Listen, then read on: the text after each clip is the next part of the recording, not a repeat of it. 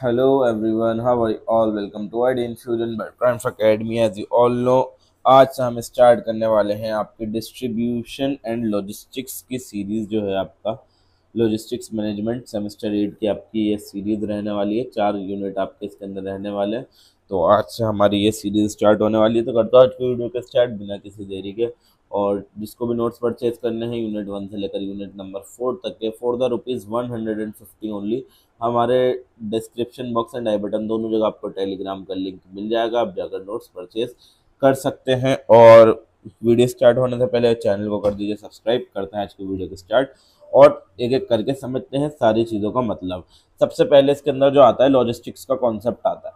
तो लॉजिस्टिक्स का मतलब ये होता है कि logistics refer to the planning, implementation and control of the movement and storage of goods, services and information from the point of the origin to the point of consumption. यानी कि logistics का मतलब ये होता है कि जब हम प्लान करते हैं और इम्प्लीमेंट करते हैं और कंट्रोल करते हैं, किस चीज़ को प्लान करते हैं, किस चीज़ को इम्प्लीमेंट करते हैं और किस चीज़ को कंट्रोल करते हैं कि किस तरीके से जो भी हमारी गुड्स हैं या फिर जो भी हमारी सर्विसेज हैं या फिर जो भी हमारी इंफॉर्मेशन है उनका मूवमेंट कैसे होगा, यानी वो एक जगह से दूसरी जगह कैसे जाएंगी, उनको स्टोर करके कैसे रखा जाएगा, ठीक है ना। यानी वो पॉइंट ऑफ ओरिजिन से पॉइंट ऑफ कंजम्पशन तक कैसे पहुंचेंगे, यानी कि जहाँ पर बनी हो और जहाँ पर उसका इस्तेमाल किया जाएगा तो वहाँ तक वो कैसे पहुँचेंगी, उससे रिलेटेड उस वहाँ तक कैसे पहुँचेंगी, वहाँ तक पहुँचने के लिए स्टोर कैसे करना पड़ेगा। तो इन सारी चीज़ों का प्लान बनाना, उसको इम्प्लीमेंट करना और उसको कंट्रोल करना ही हमारा लॉजिस्टिक्स कहलाया जाता है।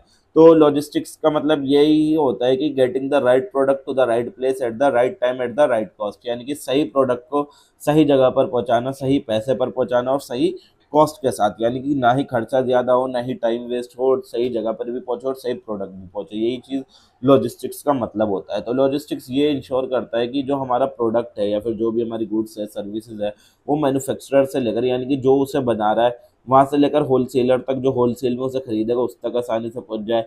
फिर होलसेलर से रिटेलर तक आसानी में पहुँच जाए, जो सिंगल प्रोडक्ट करके बेचेगा। और रिटेलर से जो फाइनल कस्टमर है वहाँ तक आसानी से पहुँच जाए। यही हमारे लॉजिस्टिक जो है यही चीज़ें इंश्योर करके रखता है कि मैन्युफैक्चरर से होलसेलर, होलसेलर से रिटेलर, रिटेलर से कस्टमर तक, फाइनल कस्टमर तक इजीली पहुंच जाए। फॉर एग्जांपल एक कंपनी स्मार्टफोन बनाती है तो लॉजिस्टिक्स जो है क्या क्या चीज़ें इंश्योर करेगा, लॉजिस्टिक्स सारी ये चीज़ें इंश्योर करेगा कि उस मोबाइल फ़ोन को प्रॉपरली पैक किया गया हो और उसको ठीक तरीके से वेयर हाउस में ट्रांसपोर्ट करा दिया गया हो, उसके वेयर हाउस में उसको पहुंचा दिया गया हो।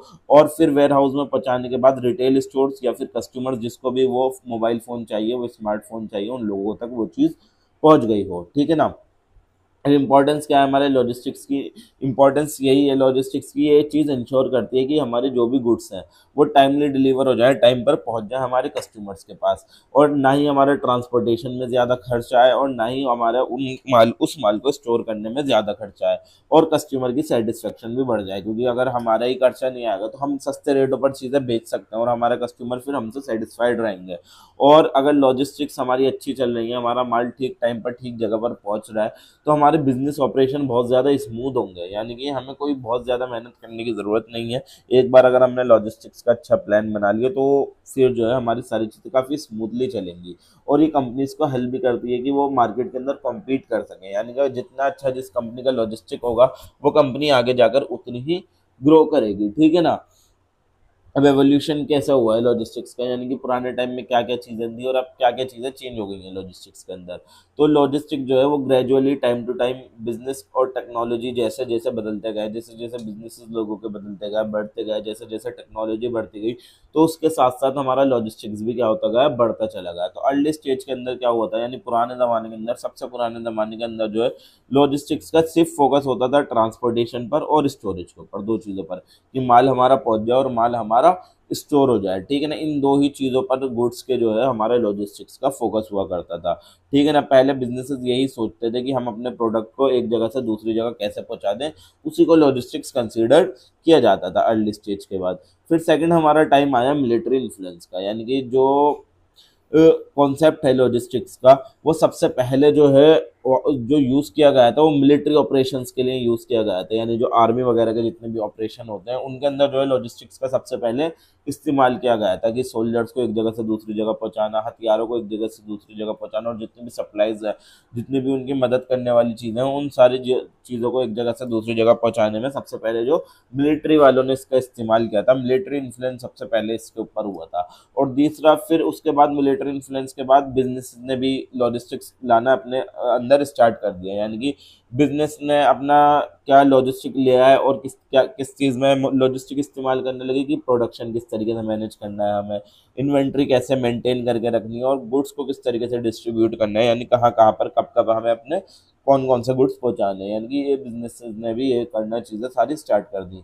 और फिर आज के टाइम में जो है वो आज के टाइम में हमारा मॉडर्न लॉजिस्टिक्स से जो हमारा चल रहा है, यानी कि आज के लॉजिस्टिक्स के अंदर हमारी क्या क्या चीज़ आ गई कि हमारी टेक्नोलॉजी बहुत ज़्यादा एडवांस हो चुकी है, आप लोगों को पता है, और सारी चीज़ें आप जो है डिजिटली ट्रैक कर सकते हो। यानी कि अगर आप फॉर एग्जांपल मान लीजिए आपने कुछ ऑर्डर करा है, आपने स्विगी जोमेटो वगैरह से कुछ भी खाने की चीज़ ऑर्डर करी है, ठीक है, तो वो आप देख सकते हो कि वो जो डिलीवरी बॉय है वो कहाँ तक पहुंचा है, ठीक है, वो आपके ऐप में आपको दिखा देगा। और ऑटोमेशन आ गई है आज के टाइम में, एआई का ज़्यादा इस्तेमाल होने लगा है, और सप्लाई चेन मैनेजमेंट का भी लॉजिक आ गया है। तो आज के टाइम में मॉडर्न लॉजिस्टिक्स के अंदर बहुत ज़्यादा चीज़ें चेंज हो गई हैं, और आज के टाइम में कंपनीज जो है मॉडर्न लॉजिस्टिक्स का इस वजह से इस्तेमाल कर रही हैं ताकि जो है एफिशिएंसी बढ़ जाए, स्पीड बढ़ जाए, और जो भी उनके ग्लोबल ट्रेड ऑपरेशंस चल रहे हैं वो उनके अच्छे तरीके से हो पाए, जिन जैसा भी उनका दुनिया भर के अंदर माल जा रहा है वो ठीक तरीके से लोगों तक पहुंच पाए। अब कंपोनेंट क्या क्या होते हैं हमारे लॉजिस्टिक्स के, क्या क्या चीज़ें हमारी लॉजिस्टिक्स के अंदर इंक्लूड होती है कि वो सारी चीज़ें लॉजिस्टिक्स का पार्ट होंगी, यानी बहुत सारे यहाँ पर इसके अंदर इंपॉर्टेंट कंपोनेंट आते हैं जो हमारे मूवमेंट में भी मदद करते हैं और मैनेजमेंट में भी मदद करते हैं कि किस तरीके से एक गुड्स दूसरी जगह जाएगा और किस तरीके से मैनेज किया जाएगा गुड्स को। सबसे पहले आता है इसके अंदर ट्रांसपोर्टेशन, मेन कंपोनेंट होता है हमारा लॉजिस्टिक्स का। ट्रांसपोर्टेशन का आप लोग मतलब समझते होंगे कि किस तरीके से एक गुड्स हम दूसरी जगह तक पहुंचाना चाहते हैं, गाड़ियों का इस्तेमाल करके, ट्रक्स का इस्तेमाल करके, शिप्स का, ट्रेन का, एरोप्लेन का, इन सारी चीज़ों का इस्तेमाल करके हम किस तरीके से जो है एक जगह से दूसरी जगह अपने माल को पहुंचा सकते हैं, इसी को ट्रांसपोर्टेशन बोलते हैं। दूसरी चीज़ जो इसके अंदर आती है, जो इसका कंपोनेंट है, वो होती है हमारी वेयर हाउसिंग। वेयर हाउसिंग का मतलब होता है अपने गुड्स को स्टोर करके रखना, अपने गुड्स को एक जगह जमा करके रखना, माल को एक जगह स्टोर रखना, सेफली स्टोर रखना, यानी कि जब तक उनको हमें डिस्ट्रीब्यूशन नहीं करना, जब तक उनको हमें आगे होलसेलर तक ना पहुंचाना हो, या फिर जब तक हमें उनको बेचना ना हो, तब तक एक जगह पर उनको सेफली स्टोर करके रखना ही वेयर हाउसिंग कहलाया जाता है हमारा। तीसरा जो कंपोनेंट इसका होता है वो होता है हमारा इन्वेंट्री मैनेजमेंट। इन्वेंट्री मैनेजमेंट का मतलब ये होता है कि हम right quantity of goods in stock maintain करके रख रहे हैं, यानी कि हम ना ही अपने हमारे पास वेयर हाउस है मान लीजिए, ना इसके अंदर हम बहुत ज़्यादा माल भर रहा है, ना ही बहुत थोड़ा भर रहा है, हम इतना भर रहे हैं कि जितनी हमारी ज़रूरत है, यानी कि राइट क्वांटिटी के गुड्स जो है हम अपने स्टॉक के पास रख रहे हैं, ताकि अगर हमारे कस्टमर डिमांड करें तो हम ठीक क्वांटिटी, ना ही हमारे पास चीज़ें कम पड़े और ना ही हमारे पास चीज़ों का भपारा हो जाए, ना ही हमारे पास चीज़ें ज़्यादा हो जाए, ठीक है। तो एक राइट क्वांटिटी के अंदर हम अपने स्टोर वेयर हाउस के अंदर सामान रखें, उसी चीज़ को इन्वेंट्री मैनेजमेंट कहलाया जाता है। नेक्स्ट आती है हमारी ऑर्डर प्रोसेसिंग, यानी ऑर्डर प्रोसेसिंग के अंदर ये सारी चीज़ें इंक्लूड होंगी। कस्टमर जो है हमारा ऑर्डर रिसीव कर रहा है, उसको प्रोसेस कर रहा है और उनको डिलीवरी के लिए अरेंज करना है, ये सारी चीज़ें ऑर्डर प्रोसेसिंग आएगी कि उनको डिलीवरी के लिए तैयार करना, उनको कस्टमर्स तक भेजना, ये पूरा प्रोसेस जो है हमारा ऑर्डर प्रोसेसिंग कहलाया जाता है। पांचवा होता है पैकेजिंग। पैकेजिंग जो होती है हमारे गुड्स को प्रोटेक्ट रखती है। ये तो आप लोगों को पता है कि एक अगर मोबाइल फ़ोन है तो वो भी एक बॉक्स के अंदर आएगा, ठीक है। फिर अगर आप ऑनलाइन मंगाते हो फिर उसके अंदर और डबल पैकिंग होती है। तो पैकेजिंग जो होती है वो हमारे गुड्स को प्रोटेक्ट रखती है कि अगर हम एक जगह से ट्रांसपोर्ट कर रहे हैं दूसरी जगह अपने उन गुड्स को, या फिर स्टोर करके रखना है, तो वहाँ अगर ये गुड कहीं गिरा जाता है तो वो उससे जो है हमारे बॉक्स को भले से नुकसान आ जाए, हमारे अंदर के प्रोडक्ट को उसका कुछ नुकसान नहीं आना चाहिए। ये पैकेजिंग का मेन मोटिव होता है। नेक्स्ट होती है हमारी इन्फॉर्मेशन मैनेजमेंट।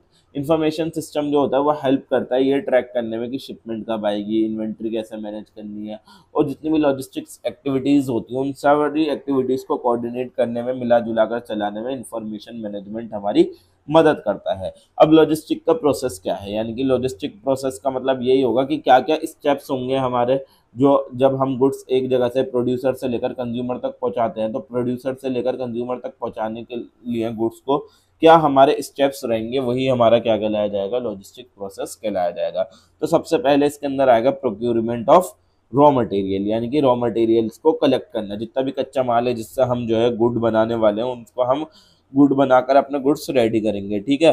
और फिर उसके बाद उसको स्टोर कर लेंगे, जब बन जाएगा हमारा उसको स्टोर कर लेंगे और अपनी इन्वेंट्री को मैनेज करेंगे, यानी कि इतना ही माल रखेंगे अपने स्टोर के अंदर जितनी हमें रिक्वायरमेंट हो, रिक्वायरमेंट से ज़्यादा जो है हमें माल नहीं रखना है, ठीक है। फिर उसको पैकिंग करेंगे उसकी, और उसकी फिर हैंडलिंग करेंगे, यानी प्रॉपरली उस जैसे कि मोबाइल फ़ोन बना रहा है उसको प्रॉपरली पैक करा, अब उसको क्या करेंगे एक प्रॉपर जगह पर रख देंगे।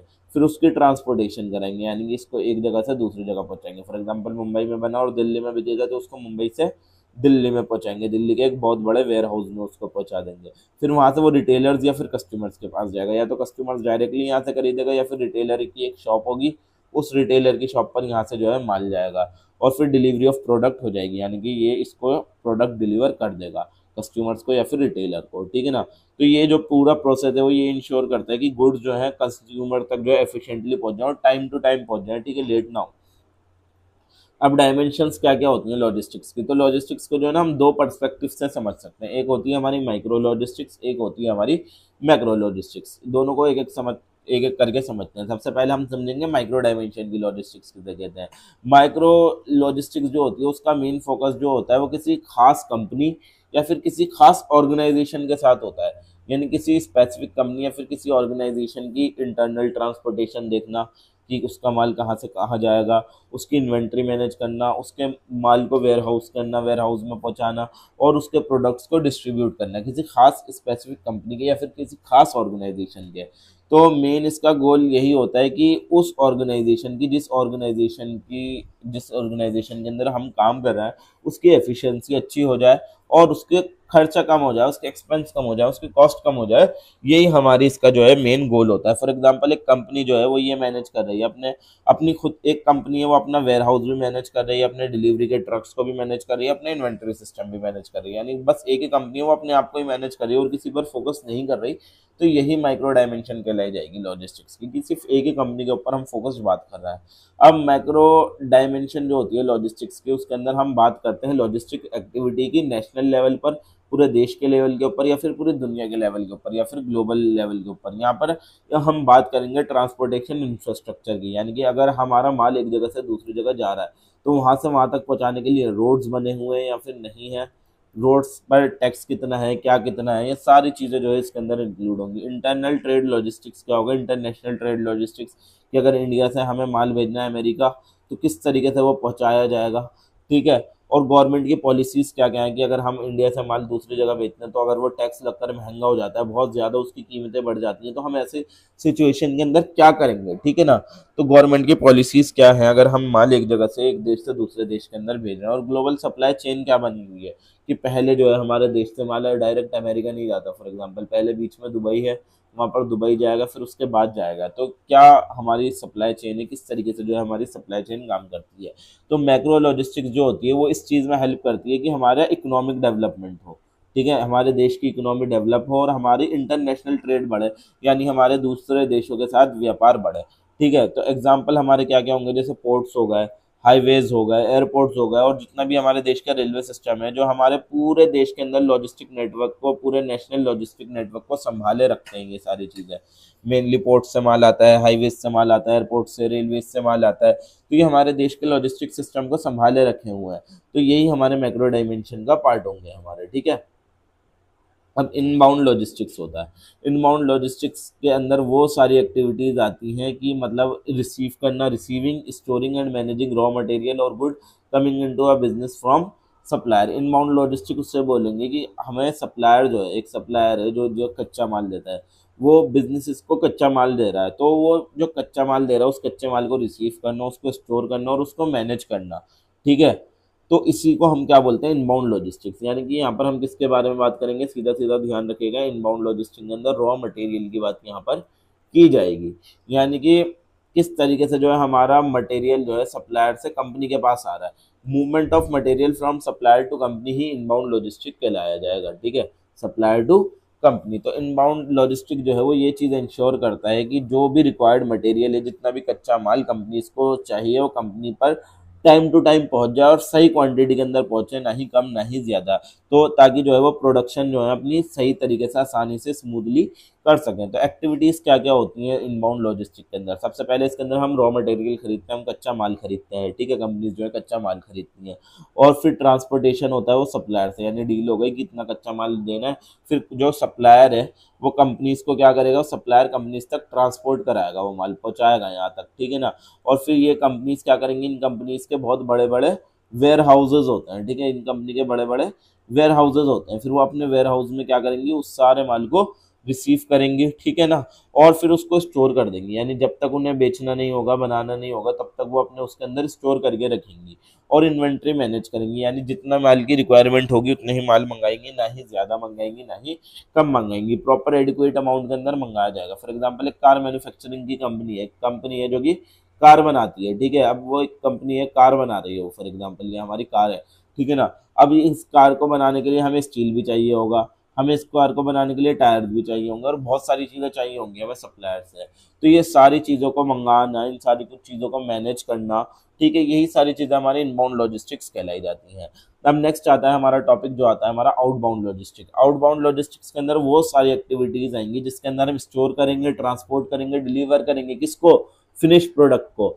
इनबाउंड से याद रखिएगा, इनबाउंड से हमारा क्या था, रॉ मटेरियल, ठीक है, और आउटबाउंड से हमारा क्या हो जाएगा, फिनिश्ड गुड। दोनों चीज़ें सेम है, बस ये इसके अंदर फिनिश गुड की बात की जाएगी, इसके अंदर रॉ मटेरियल्स की बात की जाएगी, ठीक है ना, कि फिनिश प्रोडक्ट जो है वो कंपनी से लेकर कस्टमर्स तक या फिर रिटेलर्स तक। रिटेलर्स वो होते हैं जो सिंगल प्रोडक्ट बेचते हैं, तो कंपनी जब बना रही है उससे कस्टमर तक कैसे माल पहुंचेगा, फिर रिटेलर तक कैसे माल पहुंचेगा जो सिंगल सिंगल हमारे गुड्स को बेचेगा, वो वही सारी चीज़ें हमारी आउटबाउंड लॉजिस्टिक्स के अंदर आती हैं। तो इसका मेन फोकस होता है movement of goods from the business to the final customer, कि किस तरीके से जो कंपनीज ने गुड्स बनाए हैं, जो कंपनीज वो किस तरीके से हमारे बिजनेस से लेकर हमारे कस्टमर तक पहुंचेंगी, हमारे कंज्यूमर तक पहुंचेंगी जो उसका इस्तेमाल करने वाला है। तो आउटबाउंड लॉजिस्टिक जो होता है वो ये चीज़ इंश्योर करके चलता है कि जो हमारे प्रोडक्ट हैं वो हमारे कस्टमर्स तक क्विकली और सेफली पहुंच जाए, ठीक है।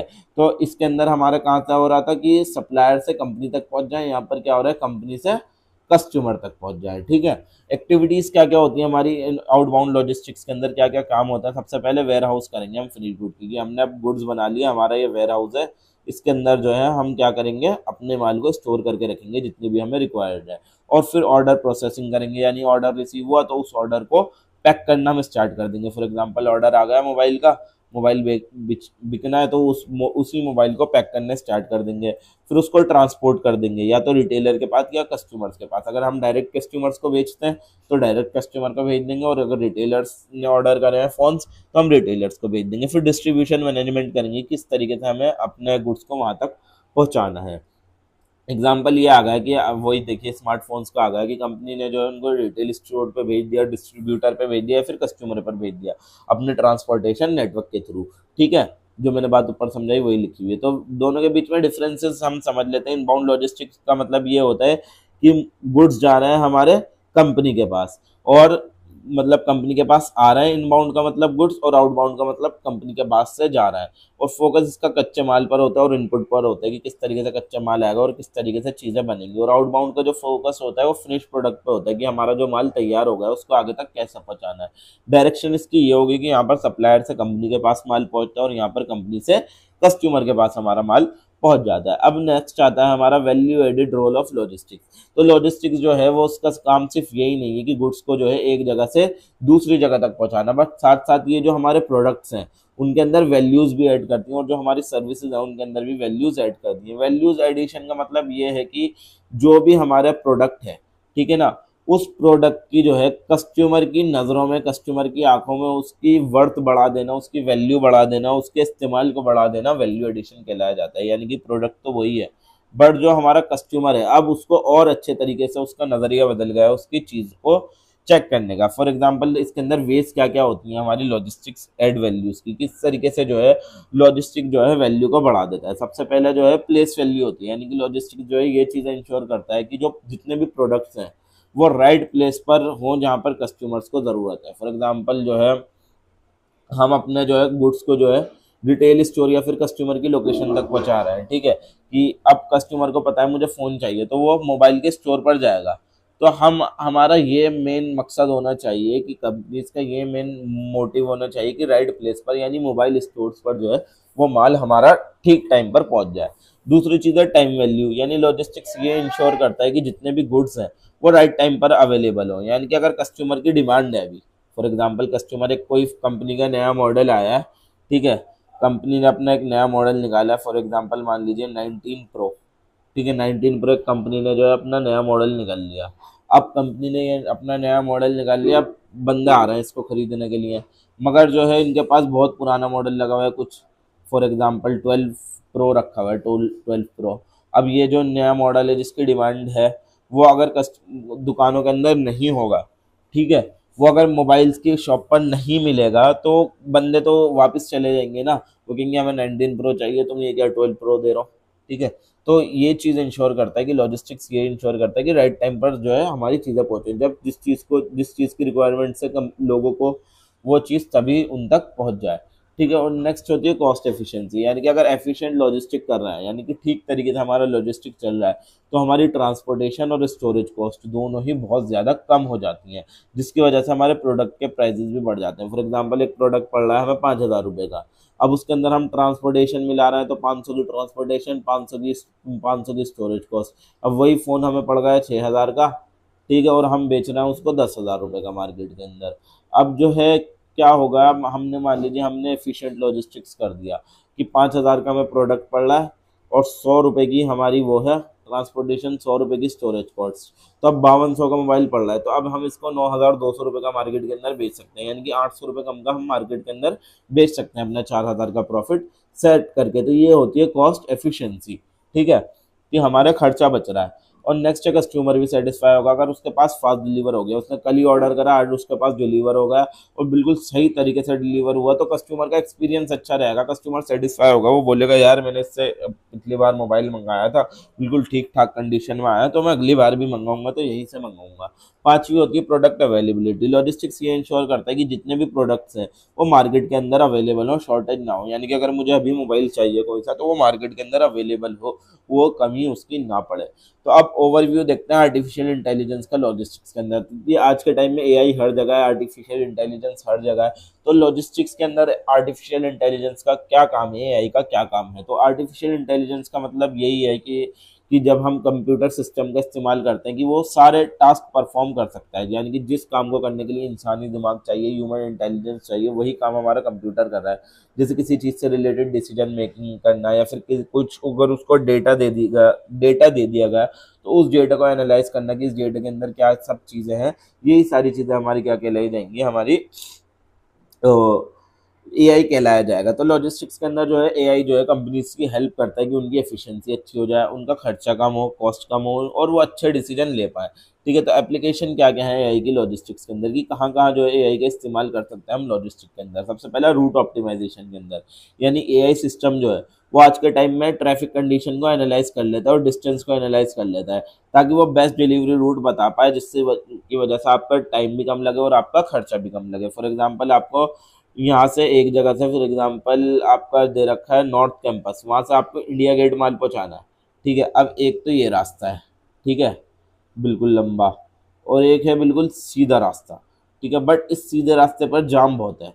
तो आप क्या कर सकते हो, एआई से चेक कर सकते हो, भले से यहाँ से आपको लंबा रास्ता पड़े, बट जो है यहाँ पर ट्रैफिक कम होगा तो आपका माल जल्दी पहुँच जाएगा। तो ये जो है रूट ऑप्टिमाइजेशन कर लेता है एआई, और ये सब चीज़ें पहले बता देता है कि कहाँ पर आपको ट्रैफिक मिलेगा ज़्यादा, कहाँ पर आपका ट्रैवल टाइम कितना लगेगा, कि इस रास्ते जाओगे आपको 35 मिनट लगेंगे और इस रास्ते से जाओगे आपको 20 मिनट में आप पहुँच जाओगे, ठीक है। तो ये आपके ट्रैवल का टाइम भी बता देगा और फ्यूल की कॉस्ट भी बता देगा कि यहाँ से जाने में जैसे कि एक छोटा रास्ता है बट ट्रैफिक है, तो आपका ट्रैफिक में रुक रुक कर पेट्रोल भी जलेगा, तो यहाँ से 100 रुपये का आपका पेट्रोल लगेगा और यहाँ से 70 रुपये के पेट्रोल में आपका काम हो जाएगा। तो इस तरीके से चीज़ें ये बता देता है, रूट ऑप्टिमाइजेशन ये कर देता है। दूसरा है डिमांड फोरकास्टिंग भी करता है, यानी एआई जो है वो ये एनालाइज करता है कि हिस्टोरिकल सेल्स डेटा क्या है, कि पास्ट के अंदर जो है कितनी जो प्रोडक्ट हैं वो बेचे गए हैं, ताकि जो है हम फ्यूचर डिमांड जो है प्रोडक्ट की वो बता सकें कि फ्यूचर के अंदर क्या डिमांड रहने वाली है। कि ये पहले ये करेगा कि लास्ट ईयर अगर हमने फ़ोन इस टाइम पर लॉन्च करा था तो हमारी सेल काफ़ी बड़ी थी, तो इस साल भी हमें फॉर एग्जांपल दिवाली के टाइम पे जो है हमारी फ़ोन ज़्यादा बिकते हैं, तो दिवाली के टाइम पर ही हमें लॉन्च करना चाहिए। तो एआई जो है ये सारी चीज़ें जो है आपको एनालाइज कर देगा, आपको खुद बैठने की ज़रूरत नहीं है। तो इससे जो है कंपनीज की हेल्प होती है कि वो राइट इन्वेंटरी लेवल को क्या कर सके, मेंटेन कर सकें, ठीक है, कि वो इतना ही चीज़ें बनाए जितनी उनको लगता है कि मार्केट के अंदर रिक्वायरमेंट है। उनको लगता है पिछली बार 5,000 हमारे यूनिट बिक गए थे, तो इस साल भी हमें अराउंड 6,000 बना लेने चाहिए कि अगर हमें ज़्यादा भी डिमांड आई तो निपटा देंगे, बट हमारे पास कम नहीं पड़ने चाहिए। तो डिमांड फोरकास्टिंग इस चीज़ को बोला जाता है। नेक्स्ट होता है वेयर हाउसिंग ऑटोमेशन के अंदर इसका इस्तेमाल किया जाता है, यानी कि आज के टाइम में एआई पावर्ड रोबोट आ गए हैं जो कि सॉर्टिंग भी कर लेते हैं, पिकिंग भी कर लेते हैं और गुड्स को जो है पैक भी कर देते हैं वेयर हाउसेज के अंदर। यानी यहाँ पर ये सारे काम करने के लिए किसी इंसान की ज़रूरत नहीं है। अब जो सारे काम है रोबोट्स क्या करेंगे, खुद उठाकर खुद करने लग जाएंगे। और नेक्स्ट होता है हमारी इन्वेंट्री मैनेजमेंट के अंदर भी ये काम आता है कि एआई जो है कंपनीज की हेल्प करता है उनके इन्वेंट्री लेवल को ट्रैक करने में, कि कितने जो है इन्वेंट्री की हमें ज़रूरत है, कितने माल की हमें ज़रूरत है, और ऑटोमेटिकली उतने ही और प्रोडक्ट्स को रीऑर्डर कर देता है। अगर फॉर एग्जांपल हमने सेट कर रखा है एआई पर कि 500 प्रोडक्ट हमारे पास हमेशा अवेलेबल रहने ही चाहिए, तो अगर हमारे फॉर एग्जांपल 450 प्रोडक्ट बचे, तो अब क्या करेगी वो, डायरेक्टली एआई क्या करेगा, डायरेक्टली खुद ही प्रोडक्ट्स को रीऑर्डर कर देगा, जिससे माल वापस आकर भर जाएगा, हमें खुद जाकर बार बार गिनने की ज़रूरत नहीं पड़ेगी। तो इन्वेंट्री मैनेजमेंट के अंदर भी ये सारी चीज़ें काम आती है। नेक्स्ट आती है डिलीवरी ट्रैकिंग के अंदर इसका इस्तेमाल किया जाता है, यानी कि जो एआई सिस्टम है वो real time tracking of shipment आपको दिखाता है, यानी कि वो ये दिखाता है कि आपने माल भेज दिया अपने कस्टमर्स तक, तो कस्टमर्स तक किस टाइम तक जो है वो पहुंच जाएगी, शिपमेंट उसके पास कब तक पहुंच जाएगी, जो ये बिजनेस इसको अलाउ करता है कि वो डिलीवरी स्टेटस देख सकें। यानी कि अगर आपने कुछ ऑर्डर करेंगे, मैंने जैसे कि बताया अभी फूड डिलीवरी ऐप से या फिर आप किसी भी फ्लिपकार्ट वगैरह से ऑर्डर करते हैं, तो आपको दिखा देगा कब तक आपका पहुंचने वाला है। तो बेनिफिट्स यही है एआई के लॉजिस्टिक्स के अंदर की डिलीवरी प्रोसेस बहुत ज़्यादा फास्ट हो गया है, बहुत जल्दी जो है आपकी चीज़ें एक कस्टमर वो कंपनी से लेकर कस्टमर तक बहुत जल्दी पहुंच जाती हैं। डिसीजन मेकिंग अच्छी हो गई है।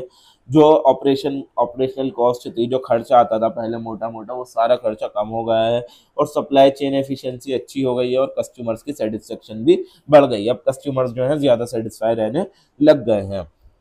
अब रोबोटिक्स भी होता है हमारे लॉजिस्टिक्स के अंदर। रोबोटिक्स का मतलब ये होता है कि हम रोबोट्स का और जितनी भी ऑटोमेटेड मशीन है उनका इस्तेमाल कर रहे हैं, जितने भी लॉजिस्टिक्स के काम हैं या फिर सप्लाई चेन ऑपरेशंस हैं, उन सारे चीज़ों का काम करने के लिए हम रोबोट्स का और मशीन्स का इस्तेमाल कर रहे हैं, उसको रोबोटिक्स बोला जाता है।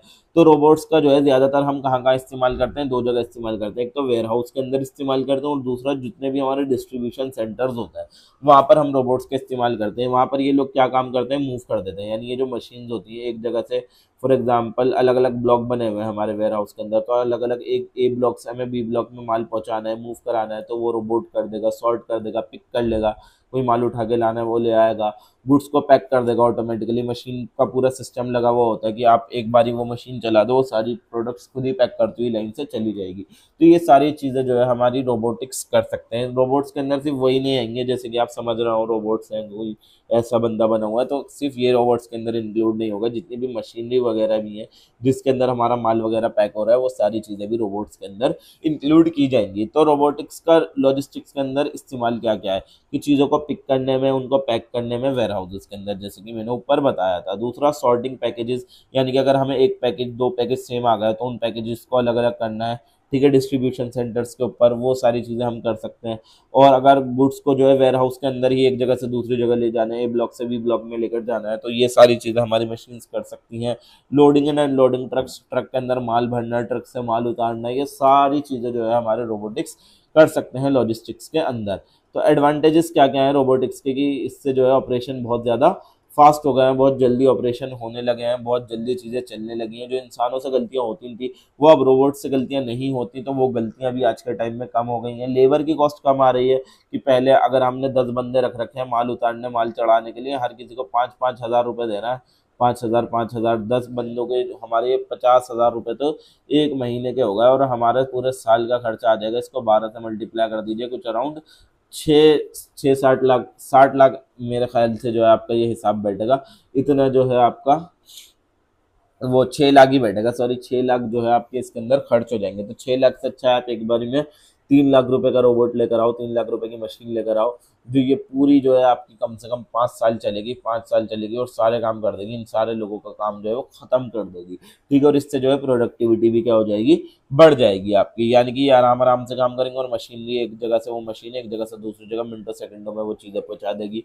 तो फॉर एग्जांपल ये होगा कि जितने भी ई कॉमर्स की बड़ी बड़ी कंपनीज हैं वो रोबोट्स का इस्तेमाल कर रही हैं आज के टाइम में, कि अगर उनका प्रोडक्ट्स को एक जगह से दूसरी जगह मूव करना हो, एक शेल्फ से दूसरे शेल्फ में रखवाना हो, या फिर पैकेजिंग करनी हो, तो वो ये सारी चीज़ों का इस्तेमाल कर रही हैं। अब नेक्स्ट आती है हमारी ब्लॉकचेन लॉजिस्टिक्स के अंदर। तो ब्लॉकचेन जो होती है हमारी एक टाइप की डिजिटल टेक्नोलॉजी है, जिसका इस्तेमाल किया जाता है ट्रांजेक्शन्स को रिकॉर्ड करने में, कि सिक्योरली जो है हमारी जितनी भी ट्रांजेक्शन कर रहे हैं और वो सारी चीज़ें हमारी सिक्योरली रिकॉर्ड रहें और ट्रांसपेरेंटली रहें डिस्ट्रीब्यूटेड डेटा बेसिस के ऊपर, ठीक है ना।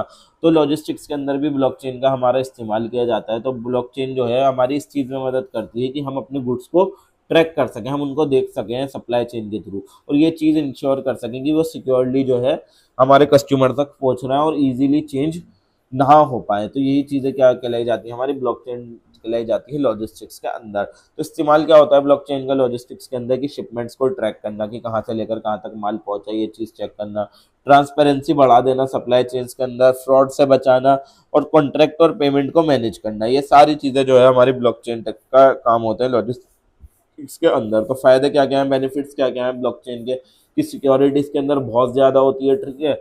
और दूसरा ट्रांसपेरेंट ट्रांजैक्शन होती है, यानी कि जो भी ट्रांजैक्शन हो रही है कंपनी के ओनर्स को उसके बारे में पता होगा। और रिकॉर्ड कीपिंग रहती है, यानी कि जितनी भी चीज़ें आई, जितनी भी चीज़ें गई, जितनी भी ट्रांजैक्शन हुई, सारी चीज़ों का रिकॉर्ड यहाँ पर आपके पास हमेशा 24/7 अवेलेबल रहता है। आप जब भी चाहें उसका एक्सेस ले सकते हैं, ठीक है। और यहाँ पर ट्रस्ट जो है और अच्छा हो जाता है सप्लाई चेन पार्टनर्स के बीच में, जब सारी चीज़ें इतनी ज़्यादा ट्रांसपेरेंट है, सबको पता है और रिकॉर्ड इतनी प्रॉपर्ली सेव है, तो हमारे जितने भी सप्लाई चेन पार्टनर रहेंगे उनका हमारे ऊपर भरोसा बढ़ जाएगा कि यार ये लोग जो है बढ़िया लोग हैं, इनके पास जो है सारी चीज़ें अवेलेबल रहती हैं। अब नेक्स्ट होती है हमारी रिवर्स लॉजिस्टिक्स। रिवर्स लॉजिस्टिक्स का मतलब ये पूरा प्रोसेस है कि दोबारा जो है कस्टमर से लेकर सेलर तक वापस पहुँचाना, या फिर कस्टमर से वापस मैन्युफैक्चरर तक माल वापस पहुंचाना क्या कहलाया जाता है, रिवर्स लॉजिस्टिक कहलाया जाता है। कि ये पहले क्या हो रहा था, हम कंपनी बना रही थी और अपने कस्टमर को बेच रही थी। अब कस्टमर क्या कर रहा है, कस्टमर वापस किससे कह रहा है, कंपनी से, कि भाई अब वापस रख ले तू, मुझे नहीं चाहिए ये तेरा जो भी तूने सामान भेजा है। इसको बोलते हैं हम रिवर्स लॉजिस्टिक। अब ये कब होता है, जब प्रोडक्ट को कस्टमर रिटर्न कर देता है, या फिर रिपेयर कराने के लिए वापस भेजता है, या फिर रिसाइकल करा देता है, या फिर डिस्पोज ऑफ कर देता है, या फिर बिल्कुल उस प्रोडक्ट को खत्म कर देता है। तो चार वजह से ही रिवर्स लॉजिस्टिक हमारी काम आती है, कि चीज़ रिटर्न कर दी गई, रिपेयर करने की भेजी, या फिर रिसाइकल करी, या फिर डिस्पोज ऑफ कर दी, यानी खत्म ही कर दी। तो रीजंस क्या क्या हैं, या तो प्रोडक्ट रिटर्न, कि हमें प्रोडक्ट मंगाया था जैसा सोचा था वैसा नहीं मिला तो वापस कर दिया, तो रिवर्स लॉजिस्टिक लगेगा।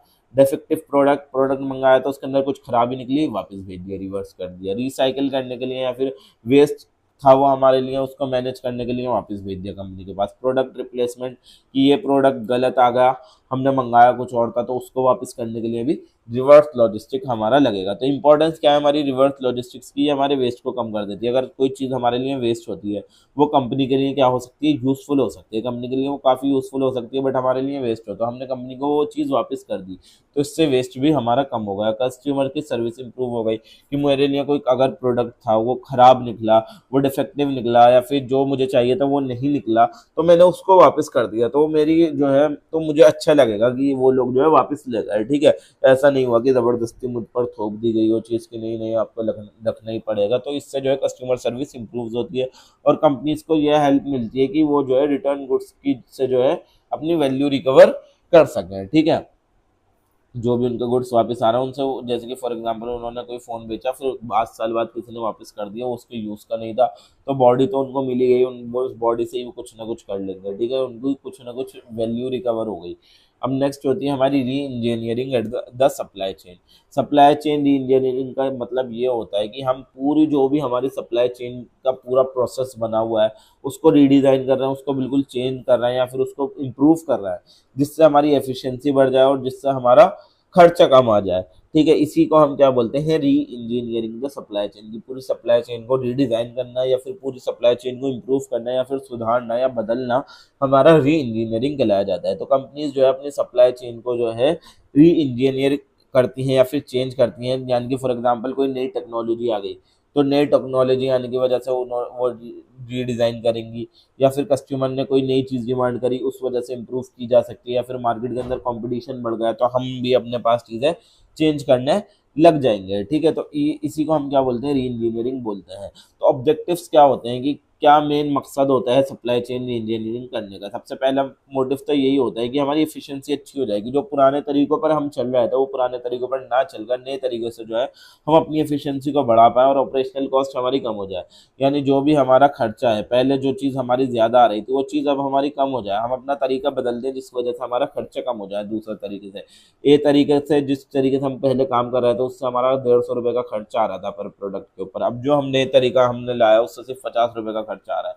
तो हम अपनी ऑपरेशनल कॉस्ट कम करने की वजह से ये चीज़ कर रहे हैं और डिलीवरी स्पीड बढ़ाने की वजह से ये कर रहे हैं, ठीक है। और कस्टमर की सेटिस्फेक्शन की वजह से हम री इंजीनियरिंग करते हैं कि एक तो हमारी डिलीवरी स्पीड बढ़ जाएगी, कस्टमर तक माल जल्दी पहुंचे और हमारा कस्टमर सेटिस्फाई रहे।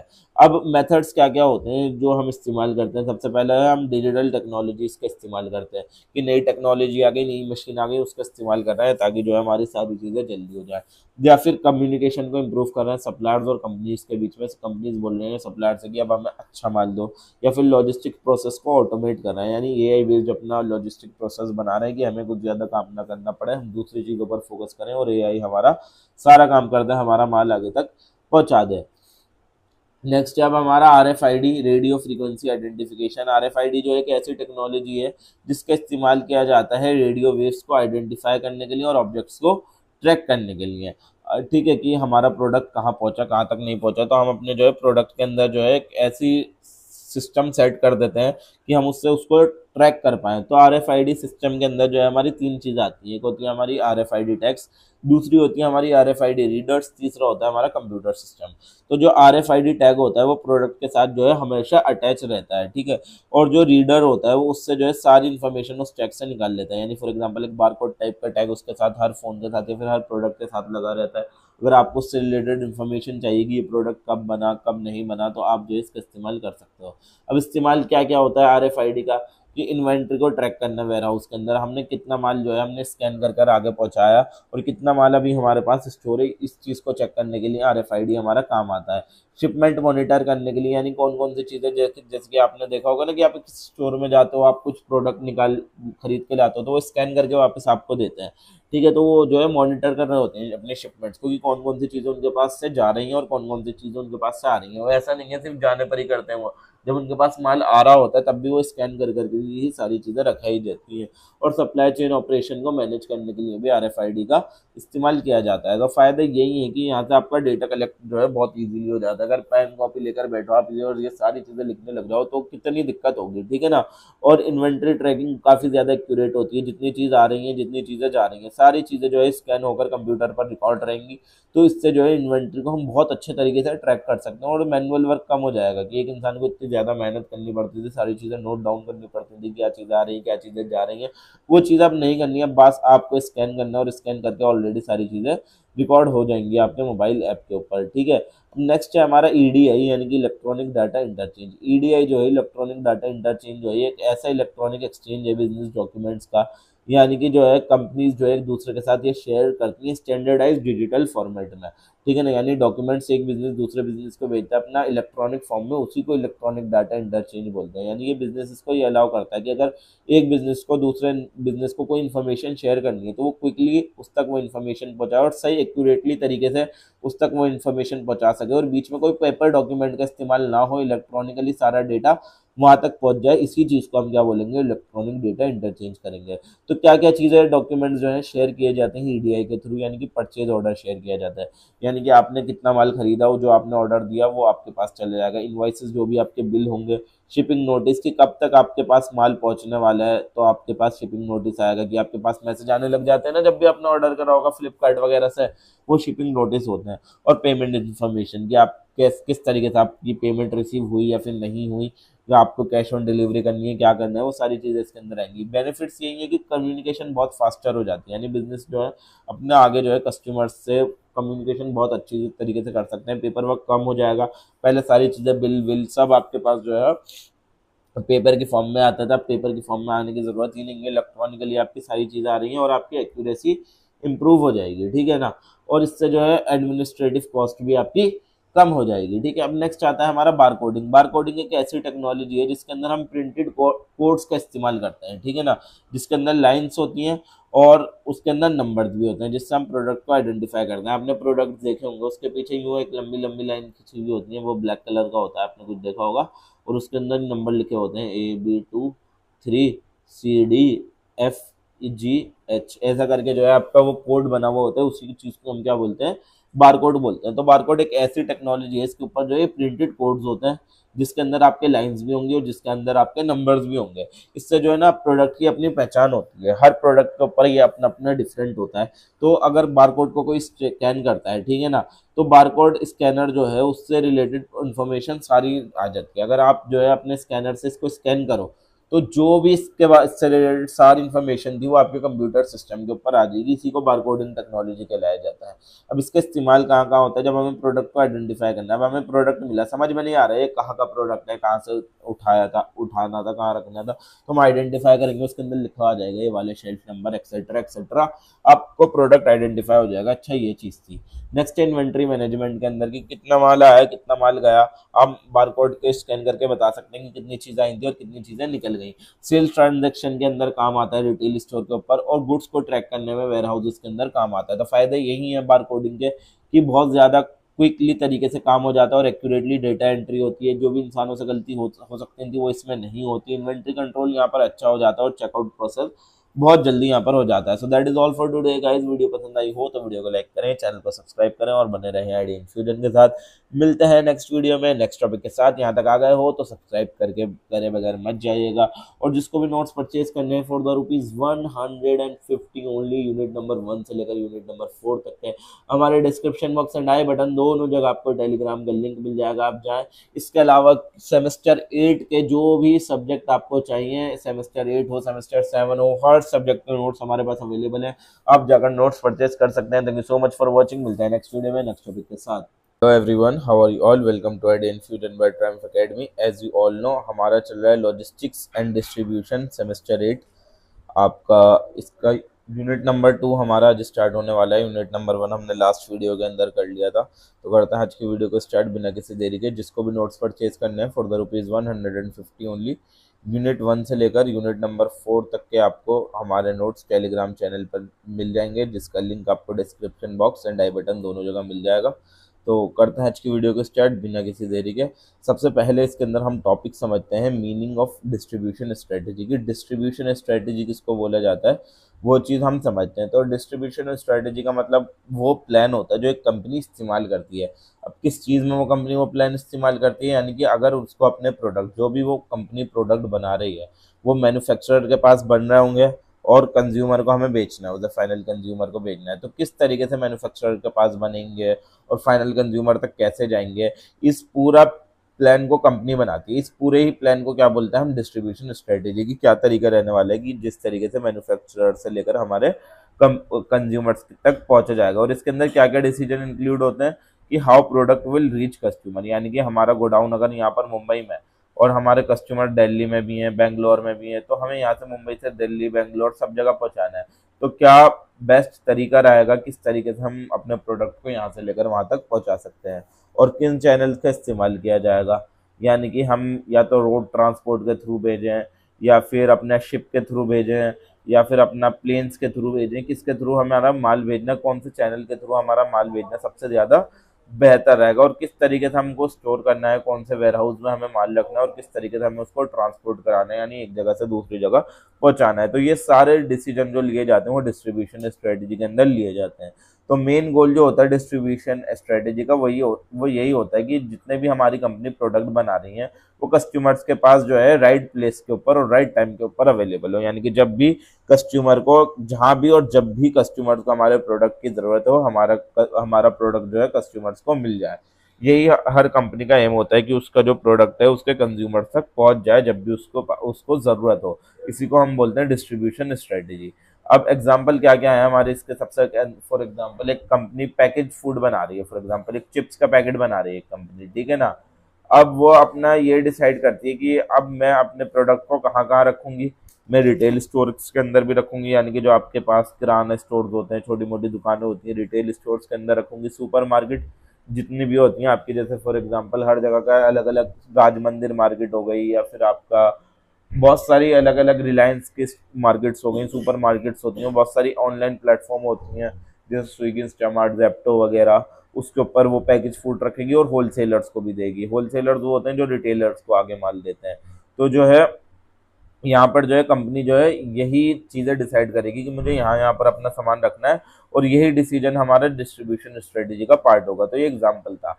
अब उसके बाद आता है हमारे मार्केटिंग चैनल्स। मार्केटिंग चैनल को हम, हमारा दूसरा नाम क्या होता है, डिस्ट्रीब्यूशन चैनल। तो मार्केटिंग चैनल पूछ लिया जाए आपसे या फिर डिस्ट्रीब्यूशन चैनल पूछ लिया जाए, दोनों का मतलब एक ही होता है। ये वो पाथ होता है या वो रास्ता होता है जिसके थ्रू हमारा प्रोडक्ट जो है प्रोड्यूसर से लेकर फाइनल कंज्यूमर तक जाएगा। तो वो तरीका जिसके थ्रू प्रोडक्ट हमारा प्रोड्यूसर से लेकर फाइनल कंज्यूमर तक जा रहा है उसको मार्केटिंग चैनल बोलते हैं। यानी कि इस चैनल के अंदर जो है अलग अलग इंटरमीडियरीज होते हैं, यानी अलग अलग बीच के लोग होते हैं जो हमारे माल को बेचने में और हमारे माल को डिस्ट्रीब्यूट करने में हमारी मदद करते हैं। तो मेन कॉमन इंटरमीडियरीज कौन कौन होते हैं, यानी ये बीच के लोग कॉमन कौन कौन होते हैं। एक हो गया हमारा होलसेलर, जो मतलब होलसेल के अंदर माल बेचते हैं। कभी भी आप उनसे सिंगल प्रोडक्ट खरीदना चाहोगे, सिंगल चिप्स खरीदना चाहोगे, वो नहीं देंगे।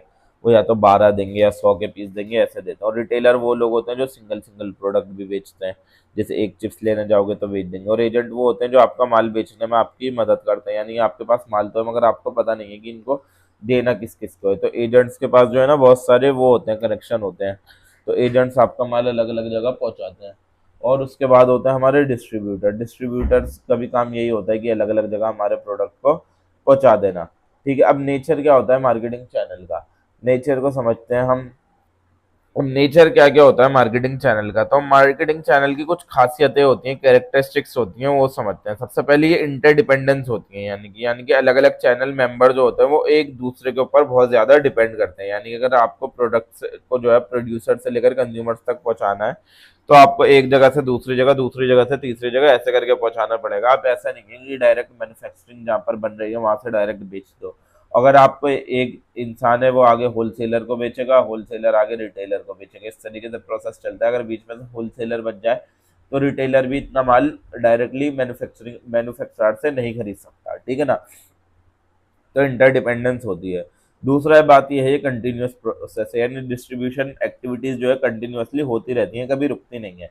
यानी कि जब तक वो प्रोडक्ट मार्केट के अंदर है, फॉर एग्जांपल आपने चिप्स लॉन्च करी, वो चिप्स का पैकेट जब तक मार्केट के अंदर है तो ये पूरा प्रोसेस चलता रहेगा जब तक ये कंपनी इस प्रोडक्ट को बनाना बंद नहीं कर देती। डिस्ट्रीब्यूशन का प्रोसेस हमेशा चलता ही रहेगा। तीसरी बात है इन्वॉल्वमेंट ऑफ इंटरमीडिएट, यानी मार्केटिंग चैनल के अंदर जो है बहुत सारे इंटरमीडियरीज होते हैं। जैसे कि मैंने ऊपर भी बताया था कि माल को स्टोर करने के लिए वेयर हाउस के लिए अलग बंदे से कांटेक्ट करना पड़ेगा, माल को प्रमोट करने के लिए आपको एड्स चलाने के लिए अलग इंसान को अब बात करनी पड़ेगी, और सेलिंग करने के लिए, बेचने के लिए एक सेल्समैन अलग रखना पड़ेगा। तो ये बहुत सारे इंटरमीडियरीज होते हैं जो इस डिस्ट्रीब्यूशन प्रोसेस के अंदर इंक्लूड होते हैं। अब flow of good and information भी होता है, यानी कि मार्केटिंग चैनल के अंदर सिर्फ गुड्स नहीं बढ़ता है आगे, बट साथ साथ इन्फॉर्मेशन भी बढ़ती है आगे, पेमेंट्स भी बढ़ती है और ओनरशिप भी बढ़ती है। यानी कि अगर आप अपने गुड्स निकाला, आपने फॉर एग्जांपल चिप्स का पैकेट, तो उसके चिप्स के बारे में सारी इन्फॉर्मेशन आपको मिलती रहेगी, कितनी डिमांड है, कितनी सप्लाई है उसकी। और पेमेंट होती रहेगी कि रिटेलर को कंज्यूमर पैसे देगा, फिर रिटेलर होलसेलर को पैसे देगा, होलसेलर मैन्युफैक्चरर के को पैसे देगा। तो बहुत सारी जगह पेमेंट इन्वॉल्व होगी सब जगह। ठीक है ना, और हर जगह ओनरशिप भी होगी कि पहले मैन्युफैक्चरर का माल था, फिर उसने इसको बेच दिया, फिर इसका होलसेलर का माल हो गया, फिर आगे रिटेलर को बेचा, वो रिटेलर का माल हो गया, फिर कंज्यूमर ने खरीदा, वो कंज्यूमर का माल हो गया। इस तरीके से इन्फॉर्मेशन, पेमेंट और ओनरशिप तीनों ही इसके अंदर फ्लो होते हैं। अब इम्पोर्टेंस क्या है मार्केटिंग चैनल की, तो इनका बहुत ज्यादा इंपॉर्टेंट रोल होता है बिजनेस ऑपरेशंस में, यानी कि बिजनेस को चलाने में इनकी बहुत ज्यादा महत्वपूर्ण भूमिका होती है। तो वाइडर मार्केट रीच होती है। सबसे पहली बात तो यह है चैनल जो है कंपनीज की मदद करते हैं कि वो अपने कस्टमर तक पहुंच जाए, यानी कि अलग अलग लोकेशंस पर, अलग अलग मार्केट्स के अंदर कस्टमर तक पहुंच जाए। अब एक मैन्युफैक्चरर है, उसके लिए पॉसिबल नहीं है कि अगर वो मान लीजिए दिल्ली में बैठा हुआ है तो मुंबई भी माल बेच पाए, वो बेंगलोर भी माल बेच पाए, वो केरला भी माल बेच पाए। तो उसके लिए मदद के लिए जो है उसको क्या लगेगा, आगे बढ़ते हैं। अब सेकंड हमारा जो पॉइंट आएगा वो आएगा एफिशिएंट डिस्ट्रीब्यूशन का, यानी कि जो इंटरमीडियरीज होते हैं, जो बीच के लोग होते हैं, वो स्पेशलाइज होते हैं। यानी डिस्ट्रीब्यूशन के अलग अलग काम होते हैं डिस्ट्रीब्यूशन के अंदर भी, जैसे मैंने ऊपर बताया सेलिंग, प्रमोशन। तो हर आदमी जो है अपनी फील्ड के अंदर एक्सपर्ट होता है। तो उसकी वजह से अगर आप उन एक्सपर्ट लोगों को, उन स्पेशलाइज्ड लोगों को जो है अपना काम सौंप देते हो, तो वो वही आपका काम बहुत अच्छे तरीके से और बहुत एफिशिएंट तरीके से आपको करके देते हैं। ठीक है। और तीसरा ये यहाँ पर जो प्रोड्यूसर है उसके लिए काम कम हो जाता है, यानी कि प्रोड्यूसर जो है मैन्युफैक्चरिंग के ऊपर फोकस कर सकता है, वो देख सकता है कि और क्या क्या काम है मेरे लिए। जो दूसरे चीज़ें हैं वो सिर्फ मैन्युफैक्चरिंग पर फोकस कर सकता है, और जो इंटरमीडियरीज हैं वो सारा डिस्ट्रीब्यूशन, वो सारा सेल्स, वो सब लोग कौन संभाल लेंगे? इंटरमीडियरीज संभाल लेंगे। कस्टमर की कन्वीनियंस हो जाएगी, यानी कि कस्टमर के पास अब प्रोडक्ट अवेलेबल होगा, वो जहाँ से अपने नियर बाय स्टोर से चाहे या फिर ऑनलाइन प्लेटफॉर्म से चाहे वो इजीली जो है उस प्रोडक्ट को खरीद सकता है। और पांचवी बात यही है कि सेल्स इंप्रूव हो जाएगी, यानी कि अगर अच्छे डिस्ट्रीब्यूशन होगा, हर जगह प्रोडक्ट अवेलेबल होगा, हर किसी को मिल रहा होगा, तो उसकी वजह से सेल्स भी बढ़ेगी, और कंपनी की अगर सेल बढ़ेगी तो जाहिर सी बात है प्रॉफिट भी बढ़ेगा। तो अब नेक्स्ट आता है हमारा conventional marketing channels. Conventional marketing channels वो पुराने ट्रेडिशनल डिस्ट्रीब्यूशन सिस्टम है जहाँ पर हर चैनल जो है, हर मेंबर जो है इंडिपेंडेंटली काम करता था, यानी कोई दूसरे के ऊपर डिपेंडेंट नहीं था। इंटरडिपेंडेंस नहीं थी, क्या थी? इंडिपेंडेंस थी वहां पर, कि जो है एक दूसरे के ऊपर बहुत ज्यादा डिपेंड बिल्कुल नहीं करते थे। वो क्या करता था, अपना अपना काम सब खुद करते थे। तो कन्वेंशनल मार्केटिंग चैनल वही हमारे पुराने मार्केटिंग चैनल कहलाए जाते हैं। यहाँ पर जो है पुराने सिस्टम के अंदर जो होता था, जैसे प्रोड्यूसर अपना काम करेगा, होलसेलर अपना काम कर रहा है, रिटेलर अपना काम कर रहा है, तीनों को एक दूसरे से कोई मतलब ही नहीं है। सब अपने सेपरेट बिजनेसेस की तरीके से काम कर रहे हैं, और हर कोई जो है अपना प्रॉफिट बढ़ाना चाह रहा है। इसी को कन्वेंशनल मार्केटिंग चैनल बोला जाता था। तो स्ट्रक्चर क्या था कन्वेंशनल चैनल का, कि सबसे ऊपर होते थे हमारे प्रोड्यूसर्स। प्रोड्यूसर्स वही लोग होते थे जो हमारा माल प्रोड्यूस करते हैं, फिर वो होलसेलर को देते थे, फिर रिटेलर को देते थे, फिर कंज्यूमर्स को देते थे। तो इस तरीके से हमारा कन्वेंशनल चैनल चलता था। तो खासियत इसकी ये थी कि हर मेंबर इंडिपेंडेंट होता था, यानी एक दूसरे पर बिल्कुल भी डिपेंडेंट नहीं थे सब लोग। और लिमिटेड कोऑर्डिनेशन थी चैनल मेंबर्स के बीच में, यानी ये इसके अकॉर्डिंगली नहीं चलेगा, ये इसके अकॉर्डिंगली नहीं चलेगा, सब अपने अकॉर्डिंगली चलेंगे। रिटेलर अपनी मर्जी से चल रहा है, कंज्यूमर अपनी मर्जी से चल रहा है, और हर पार्टिसिपेंट जो है अपने गोल के ऊपर फोकस करता है। यानी कंज्यूमर चाह रहा है कि मेरा फायदा हो जाए, रिटेलर चाह रहा है मैं प्रॉफिट कमा लूं, होलसेलर चाह रहा है मैं प्रॉफिट कमा लूं। हर कोई अपने प्रॉफिट संभालने में लगा हुआ है। अब नेक्स्ट आते हैं हमारे emerging marketing channels. Emerging marketing channel हमारे मॉडर्न डिस्ट्रीब्यूशन सिस्टम है। वो था पुराना वाला, ये है हमारा नया वाला। नए वाले को हम क्या बोलेंगे? इमर्जिंग, और पुराने वाले को कन्वेंशनल। यहाँ पर हम नई नई टेक्नोलॉजीज का इस्तेमाल कर रहे हैं और नए नए बिजनेस मॉडल्स का इस्तेमाल कर रहे हैं, ताकि हर किसी का बिजनेस बढ़े, कस्टमर्स को भी नुकसान ना हो, और जो बेच रहे हैं लोग उनको भी प्रॉफिट अच्छा खासा हो जाए। तो ये जो चैनल है आज के टाइम में बहुत ज्यादा डेवलप किए जा रहे हैं, क्योंकि आज के टाइम में आप लोगों को भी पता है डिजिटल टेक्नोलॉजी इतनी ज्यादा बढ़ रही है। आज के टाइम में ई कॉमर्स आ गया है, यानी कि ऑनलाइन हर जगह आपको सारा माल मिल जाएगा, और कंज्यूमर का बिहेवियर भी बदल रहा है आज के टाइम में। पहले जो है लोग फिजिकली जाकर चीजें खरीदना पसंद करते थे, बट आज के टाइम में क्या कर रहे हैं लोग? ऑनलाइन चीजें खरीदना पसंद कर रहे हैं। तो कंज्यूमर का बिहेवियर भी बदल रहा है। तो एग्जाम्पल क्या है हमारे इमर्जिंग चैनल के? आज के टाइम में क्या क्या चीजें आ गई हैं जहाँ पर ये चीजें बेची जा रही हैं, कि ऑनलाइन स्टोर्स खुल गए हर चीज के, ई कॉमर्स प्लेटफॉर्म आ गई जैसे फ्लिपकार्ट, अमेजोन वगैरह, ये सारी हमारी क्या कहलाई जाएंगी? ई कॉमर्स प्लेटफॉर्म कहलाई जाएंगी। मोबाइल कॉमर्स होने लगा है, ठीक है। मोबाइल के थ्रू, इंस्टाग्राम के थ्रू लोग अपना माल बेच रहे हैं। डायरेक्ट टू कंज्यूमर सेल हो गई, कि डायरेक्ट मैन्युफैक्चरर से अब डायरेक्टली कहाँ जा रहा है? लोगों के पास माल जा रहा है, कंज्यूमर्स के पास माल जा रहा है, ठीक है। अब नेक्स्ट हमारा ये टॉपिक आता है फीचर्स ऑफ इमर्जिंग चैनल्स। खासियतें क्या क्या है इन इमर्जिंग चैनल्स की? सबसे पहली बात तो यही है, यहाँ पर नई नई टेक्नोलॉजीज का इस्तेमाल किया जा रहा है, और कस्टमर्स के साथ डायरेक्ट कम्युनिकेशन जो है बहुत ज्यादा फास्ट हो गई है, कि अब कस्टमर डायरेक्टली कंपनीज में बोल देता है कि मेरे प्रोडक्ट से रिलेटेड मुझे ये मसला आ रहा है, आप मुझे चेंज करके दो। और जो है अब डायरेक्टली जो है कंपनीज और कंज्यूमर एक दूसरे से बात कर सकते हैं। पहले आपको रिटेलर से कंप्लेंट करनी पड़ती थी, फिर रिटेलर होलसेलर से करता था, और होलसेलर कंपनी में जाकर कंप्लेंट करता था।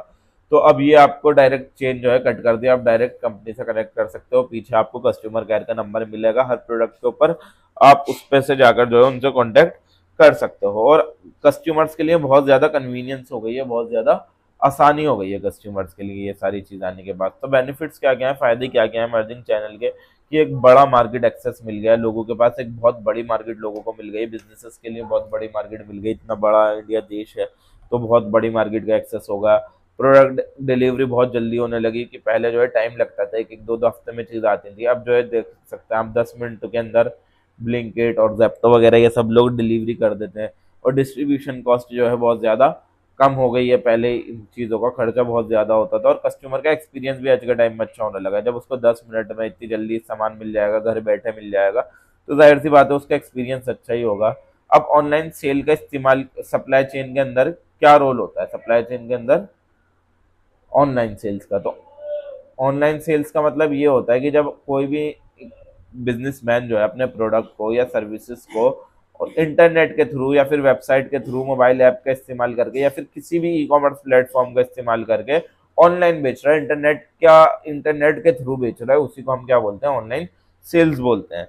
तो जैसे ही आज के टाइम में हमारी टेक्नोलॉजी बढ़ती जा रही है, ऑनलाइन सेल जो है आज के टाइम में उतनी ही ज्यादा इंपॉर्टेंट होती जा रही है जितनी ज्यादा हमारी टेक्नोलॉजी आज के टाइम में बढ़ती जा रही है, और ये मॉडर्न सप्लाई मैनेजमेंट के लिए बहुत ज्यादा इंपॉर्टेंट रोल प्ले करती है।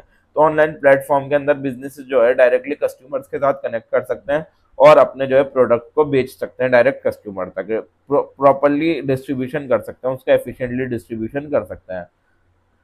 अब रोल क्या होता है हमारा ऑनलाइन सेल का सप्लाई चेन के अंदर, ठीक है, कि क्या इसका रोल है। सबसे पहला होता है कि आपको बिजनेस का डायरेक्ट कस्टमर्स के साथ, बिजनेस और कस्टमर का डायरेक्ट कनेक्शन बढ़ जाएगा। यानी कि ऑनलाइन सेल जो है ये अलाउज करती है कंपनी को कि आप डायरेक्टली जो है कस्टमर को बेचो, बीच में कोई इंटरमीडियरी रखो ही नहीं जिसको आपको कमीशन देनी पड़े या फिर चार्जेस देनी पड़े। आप आओ हमारे ऐप के ऊपर और कस्टमर्स को बेचो। जैसे कंपनीज जो है बहुत सारी अपनी वेबसाइट बना रखी होती है, आप उनके थ्रू उनकी वेबसाइट पर जाकर सामान खरीद सकते हो जो भी आपको चाहिए, ठीक है। दूसरा, ऑर्डर प्रोसेसिंग बहुत ज़्यादा फास्ट हो गई है, यानी आप इंस्टेंटली ऑर्डर कर दो और कंपनी जो है उसको प्रोसेस के अंदर डाल देगी। आपने अभी ऑर्डर करा तो with in a seconds company के पास नोटिफिकेशन पहुंच गई, कंपनी ने वो आपका माल उठाकर अलग रख दिया। तो ये ऑटोमेटेड सिस्टम होता है जो कि आपके जो है बहुत जल्दी ये प्रोसेस जो है काम करता है। ऑर्डर प्रोसेसिंग बहुत ज़्यादा फास्ट हो गई है यहाँ पर। और नेक्स्ट है रियल टाइम इन्वेंट्री मैनेजमेंट हो गया है, यानी कि जो ऑनलाइन प्लेटफॉर्म है वो बिजनेसेस को ये मदद करने इस चीज में भी मदद करती है कि इन्वेंट्री लेवल कितना उनके पास रियल टाइम के अंदर, यानी कि वो चेक कर सकते हैं कि कितना माल आ गया था मेरे पास और कितना माल मैंने आगे बेच दिया, तो अब मेरे पास कितना माल बचा है। तो इन्वेंट्री लेवल चेक करने में भी कि रियल टाइम के अंदर कि फिलहाल मेरे पास कितना माल है कि मैं आगे बेच सकूं, ये चीज़ें चेक करने के लिए भी ऑनलाइन प्लेटफॉर्म मदद करती हैं। तो प्रोड्यूसर्स को ये फायदा हो जाता है कि उनके पास, उनको पता लग जाता है, उनकी नॉलेज में ये बात आ जाती है कि मेरे पास ये प्रोडक्ट है कि जिसको मैं मतलब आगे बेच सकता हूँ या नहीं, कि अगर कस्टमर ने ऑर्डर कर दिया तो मेरे पास माल बचा है या फिर नहीं बचा। चौथा है ग्लोबल मार्केट एक्सेस। क्यों, अगर आप दुकान खोल के बैठते हो तो आप सिर्फ किसी पर्टिकुलर एरिया में ही जो है वो चीजें बेच सकते हो, बट ऑनलाइन सेल के थ्रू जो है आप अलग अलग शहरों में, अलग अलग देशों के अंदर अपना माल जो है बेच सकते हो, अपनी मार्केट को बढ़ा सकते हो। और पांचवा है डिलीवरी सिस्टम बहुत एफिशिएंट हो गया है, बहुत अच्छा हो गया है कि ऑनलाइन बिजनेसेस जो है वो बहुत, उनकी लॉजिस्टिक्स बहुत अच्छी है, उनका डिलीवरी नेटवर्क बहुत अच्छा है, जिसकी वजह से आपका माल बहुत जल्दी पहुंच जाता है और बहुत रिलायबल तरीके से पूछता है, यानी कि आपके माल में कोई चीज़ें तोड़ फोड़ नहीं होंगी, सही सलामत आपका माल जो है डायरेक्ट कस्टमर तक पहुंच जाएगा, ठीक है। और बेनिफिट्स यही है ऑनलाइन सेल के सप्लाई चेन के अंदर कि एक तो फास्ट ऑर्डर फुलफिलमेंट हो गया, यानी कि जैसे ही ऑर्डर करा बहुत जल्दी कस्टमर्स के पास पहुंच गया। सबसे पहला फायदा यह है, कस्टमर की रीच मिल गई दुनिया भर के अंदर, अलग अलग देशों से, अलग अलग स्टेट से जो है आपके पास ऑर्डर आ रहा है। ऑपरेटिंग कॉस्ट कम हो गई कि अगर आप जगह जगह दुकान खोल के बैठते तो एक दुकान खरीदने में आपको कितना ज्यादा पैसा लग जाता, तो उस अपने बिजनेस को चलाने का खर्चा अलग होगा। चौथा है कस्टमर की कन्वीनियंस हो गई, यानी कस्टमर अपने घर बैठे अपने आपका माल जो है अपने पास मंगा रहा है। और डिमांड फोरकास्टिंग जो है बहुत अच्छी हो गई है, बेटर हो गई है। अब नेक्स्ट आती है हमारी डिजाइनिंग स्ट्रेटेजिक डिस्ट्रीब्यूशन नेटवर्क, की किस तरीके से हम एक बहुत अच्छा डिस्ट्रीब्यूशन नेटवर्क बनाते हैं, स्ट्रेटेजिक डिस्ट्रीब्यूशन नेटवर्क बनाते हैं। तो एक स्ट्रेटेजिक डिस्ट्रीब्यूशन नेटवर्क कहलाया जाता है वो प्लान सिस्टम जो कंपनीज इस्तेमाल करती हैं कि किस तरीके से हम अपने प्रोडक्ट को प्रोड्यूसर से लेकर कस्टमर तक एफिशिएंटली पहुंचा दें, इसी को हम डिस्ट्रीब्यूशन नेटवर्क बोलते हैं। ये बात हमने ऊपर भी पढ़ी थी, फिर से आ गई। तो डिजाइनिंग का मतलब यही होगा कि हम किस तरीके से ये चीज डिसाइड करेंगे कि कितने वेयर हाउसेस की हमें जरूरत है, कितने डिस्ट्रीब्यूशन सेंटर्स हमें चाहिए, कितने कौन कौन से रास्ते हैं हमारे पास अपने माल पहुंचाने के, ठीक है। तो ये सारी चीजें जो है हमारी डिजाइनिंग के अंदर आएंगी। जो जब हम डिस्ट्रीब्यूशन नेटवर्क बनाएंगे तो हम यही सारी चीजें डिसाइड करेंगे कि कहाँ कहाँ हमें माल रखना है, कहाँ कहाँ हमें अपना माल पहुंचाना है और किन किन रास्तों से हमें अपना माल पहुंचाना है। इसी को हम बोलेंगे डिजाइनिंग स्ट्रेटेजिक डिस्ट्रीब्यूशन नेटवर्क। तो ऑब्जेक्टिव यही होते हैं, इनका मकसद मेन यही होता है डिस्ट्रीब्यूशन नेटवर्क डिजाइन बनाने का, कि एक सबसे पहला कि हमारी ट्रांसपोर्टेशन और स्टोरेज का खर्चा कम हो जाए, कि हम अलग अलग रास्ते देखें कि ये रास्ते, ये रास्ते, ये रास्ते, कि ए से कितना खर्चा आएगा, बी से कितना खर्चा आएगा और सी से कितना खर्चा आएगा। जो सबसे चीपेस्ट ऑप्शन है और सबसे रिलायबल ऑप्शन है वो चूज कर लियो। और स्टोरेज कॉस्ट की यहाँ पर वेयर हाउस में रखने में कितना खर्चा है, अपने पास रखने में कितना खर्चा है, ये देखा, कंपेयर करा, जो भी सस्ता पड़ रहा है वो ले लिया, तो आपकी ट्रांसपोर्टेशन और स्टोरेज कॉस्ट दोनों ही कम हो गई, प्रोडक्ट की अवेलेबिलिटी बढ़ गई, ठीक है ना, कि अब कस्टमर जो है कहीं पर भी बैठकर आपका प्रोडक्ट ऑर्डर कर सकता है, और डिलीवरी कस्टमर्स के पास बहुत जल्दी हो जाएगी, विद इन रियल टाइम के अंदर बहुत जल्दी उसके पास माल पहुंच जाएगा। और अगर जब उसके पास माल सही सलामत बहुत जल्दी पहुंच रहा है, सही रेट्स में पहुंच रहा है, तो कस्टमर्स की भी सेटिस्फेक्शन बढ़ जाएगी। तो की डिसीजंस क्या क्या आते हैं हमारे, मतलब क्या क्या चीज़ें हम सोचते हैं जब हम अपना डिस्ट्रीब्यूशन नेटवर्क बनाते हैं। तो सबसे पहले हम लोकेशन ऑफ वेयर हाउस सोचेंगे, यानी कंपनी ये डिसाइड करेगी कि हमारा वेयर हाउस या फिर जो भी हमारा डिस्ट्रीब्यूशन सेंटर है जहाँ पर हम अपना माल जमा करेंगे, माल इकट्ठा रहेगा हमारा, वो होना कहाँ चाहिए, जिसकी वजह से हमारे कस्टमर तक डिलीवरी टाइम जो है कम लगे और हमारी ट्रांसपोर्टेशन कॉस्ट भी कम लगे। यानी आपका वेयर हाउस एक ऐसी जगह पर होना चाहिए, एक ऐसी सेंट्रल जगह पर होना चाहिए कि वहाँ से सब जगह पास हो, यानी कि जहाँ पर भी आपको माल पहुँचाना है वो सारी जगह पास हो, और जिससे क्या होगा, आपका बहुत जल्दी भी माल कस्टमर तक पहुँच जाएगा और आपका खर्चा भी कम आ जाएगा। तो आप सबसे पहले ये डिसाइड करोगे कि मेरा वेयर हाउस होना कहाँ चाहिए, और फिर नंबर ऑफ डिस्ट्रीब्यूशन सेंटर, यानी कि मेरे पास वेयर हाउस कितने होने चाहिए। अब एक एक गोदाम के अंदर तो मेरा सारा माल नहीं आने वाला, तो कितने गोदाम, कितने वेयर हाउस होने मेरे पास चाहिए कि कस्टमर्स को प्रॉब्लम ना हो, कस्टमर्स तक टाइम टू टाइम अपना माल पहुंचता रहे। तीसरा हम सोचेंगे ट्रांसपोर्टेशन मेथड क्या होगा, यानी कि राइट ट्रांसपोर्टेशन मोड सोचेंगे कि हमें रोड के थ्रू माल भेजना है, रेल के थ्रू भेजना है, हवाई जहाज से भेजना है, समुद्र के थ्रू भेजना है, तो कहाँ से हमारे जो है सस्ता पड़ेगा और सबसे बेहतर रहेगा, हम ये चूज करेंगे कि ट्रांसपोर्टेशन मेथड क्या होना चाहिए अलग अलग जगह माल पहुंचाने के लिए। फिर इन्वेंट्री मैनेजमेंट, यानी कंपनीज जो है उसको मेंटेन करना पड़ता है राइट लेवल ऑफ इन्वेंट्री, यानी कि मेरे पास इतनी इन्वेंट्री होनी चाहिए कि ना ही मेरे पास शॉर्टेज हो ना ही एक्सेस स्टॉक हो, यानी कि ना ही बहुत ज़्यादा माल बढ़ जाए जिसकी वजह से और नया माल लाने की और दूसरी चीज़ें लाने की मेरे पास ज़रूरत ना हो, ना ही शॉर्टेज हो कि कस्टमर माल मांग रहा है, मेरे पास माल आगे पहुँचाने के लिए है ही नहीं, तो ना ही शॉर्टेज होनी चाहिए, ना ही ज़्यादा स्टॉक होना चाहिए, बस मेरे पास राइट लेवल ऑफ इन्वेंट्री होनी चाहिए, यानी कि ठीक लेवल ऑफ इन्वेंट्री होनी चाहिए कि कस्टमर तक माल हमारा पहुंच जाए, ठीक है, ठीक टाइम पर। और टेक्नोलॉजी का इस्तेमाल करना है, यानी कि आज के जो जितने भी डिस्ट्रीब्यूशन नेटवर्क है वो टेक्नोलॉजी का इस्तेमाल कर रहे हैं, जैसे ट्रैकिंग सिस्टम कि आज आपने फ्लिपकार्ट से कुछ ऑर्डर डाला तो उसके अंदर वो आपको ट्रैकिंग सिस्टम आ जाएगा कि कितने दिन में आपका प्रोडक्ट आपके पास पहुंच जाएगा। ऑटोमेटेड वेयर हाउस, यानी कि आपका नियरेस्ट वेयर हाउस सिलेक्ट हो जाएगा कि जहां पर वो प्रोडक्ट आपका पड़ा हुआ होगा, फिर वहां से वो आपका पहुंच जाएगा। और डेटा एनालिटिक्स, ठीक है। अब फैक्टर इन्फ्लुएंसिंग डिस्ट्रीब्यूशन नेटवर्क, यानी डिस्ट्रीब्यूशन नेटवर्क के ऊपर किन किन चीज़ों से फर्क पड़ता है, ठीक है। डिस्ट्रीब्यूशन नेटवर्क की हमारी फिर से वो आ गई डेफिनेशन यहाँ पर, जो कि हमने ऊपर देखी थी। और तो इसके अंदर बहुत सारे फैक्टर्स होते हैं वो जो कि ये डिसाइड करते हैं, जो हमारे डिस्ट्रीब्यूशन नेटवर्क के ऊपर फर्क डालते हैं। सबसे पहला आता है नेचर ऑफ प्रोडक्ट, यानी कि प्रोडक्ट का टाइप क्या होना चाहिए, यानी कौन से टाइप का प्रोडक्ट होना चाहिए, किस टाइप का हमारा प्रोडक्ट है, उससे डिस्ट्रीब्यूशन नेटवर्क के ऊपर बहुत ज़्यादा फर्क पड़ता है। फॉर एग्जाम्पल हमारे पास पेरिशेबल गुड्स हैं, जैसे कि जो बहुत जल्दी खराब हो सकते हैं, जैसे कि हमारा फ्रूट्स हो गए, वेजिटेबल्स हो गए, या फिर कोई भी डेयरी प्रोडक्ट हो गया, दूध वगैरह, तो ये चीज़ें जो है ऐसे आने के बाद फौरन ही कस्टमर तक बहुत जल्दी पहुंच जानी चाहिए, उनका ट्रांसपोर्टेशन बहुत जल्दी होना चाहिए, डिलीवरी बहुत जल्दी होनी चाहिए। अगर ये माल, ये फ्रूट्स, ये दूध वगैरह, ये सब चीज़ें अगर हमारी टाइम टू टाइम नहीं पहुंची तो ये सारी चीज़ें तो खराब हो जाएंगी, जाहिर सी बात है। और दूसरी बात होती है फ्रेजाइल प्रोडक्ट। फ्रेजाइल प्रोडक्ट जैसे कि जिनमें टूटने का खतरा हो, जैसे कि ग्लास से बनी हुई जितनी भी चीज़ें हो गई, महंगी चीज़ हो गई, मोबाइल फ़ोन, शीशे वगैरह, या फिर जो भी आप महंगी चीज़ बना रहे हो जिसके अंदर टूटने का खतरा है, तो उसके लिए केयरफुल हैंडलिंग की बहुत ज़्यादा ज़रूरत है कि उसको ध्यान से लाया जाए, और उसकी पैकेजिंग भी बहुत अच्छी करने की ज़रूरत है। अगर उसकी पैकेजिंग अच्छी नहीं करी तो किसी के हाथ से अगर वो फिसला तो उसका काम हो जाएगा, ठीक है ना। और हैवी और बल्कि प्रोडक्ट, यानी कि तीसरी कैटेगरी ये आती है हमारी, इनके लिए बहुत अच्छा ट्रांसपोर्टेशन सिस्टम चाहिए कि बहुत बड़ी कोई चीज़ है तो वो आपकी किसी बस में या फिर कार में तो आ नहीं सकती, उसके लिए आपको बड़े से ट्रक की ज़रूरत पड़ेगी। दूसरी बात आती है हमारी मार्केट डिमांड। मार्केट डिमांड का मतलब ये है कस्टमर की डिमांड क्या है हमारी, उसके ऊपर भी डिस्ट्रीब्यूशन पर बहुत फर्क पड़ता है। अगर मान लीजिए कि कोई प्रोडक्ट ऐसा है जिसकी बहुत ज़्यादा डिमांड है, तो उसको हमें रेगुलर उसको सप्लाई करता रहना पड़ेगा और उसके डिस्ट्रीब्यूशन नेटवर्क को भी बड़ा बनाना पड़ेगा। और नेक्स्ट है, अगर अगर कोई लो डिमांड का प्रोडक्ट है तो उसके लिए हम कम डिस्ट्रीब्यूशन सेंटर बना दें, कम वेयर हाउस बना दें तो कोई बात नहीं, और मगर जिसकी ज़्यादा डिमांड है उसके लिए ज़्यादा चीज़ें, ज़्यादा वेयर हाउसेज बनाने पड़ेंगे। तो कंपनीज जो है अपने डिस्ट्रीब्यूशन नेटवर्क को कस्टमर के अकॉर्डिंगली बनाती हैं, यानी कस्टमर कौन सी चीज़ें ज़्यादा खरीदते हैं उसके अकॉर्डिंगली वो चीज़ें बनाती हैं और वो अपने माल को रखती हैं, ठीक है। नेक्स्ट आता है हमारा number and location of customer, यानी कि ज्योग्राफिकल लोकेशन क्या है कस्टमर्स की, जो जिन लोगों को हम माल बेच रहे हैं वो लोग रहते कहाँ हैं।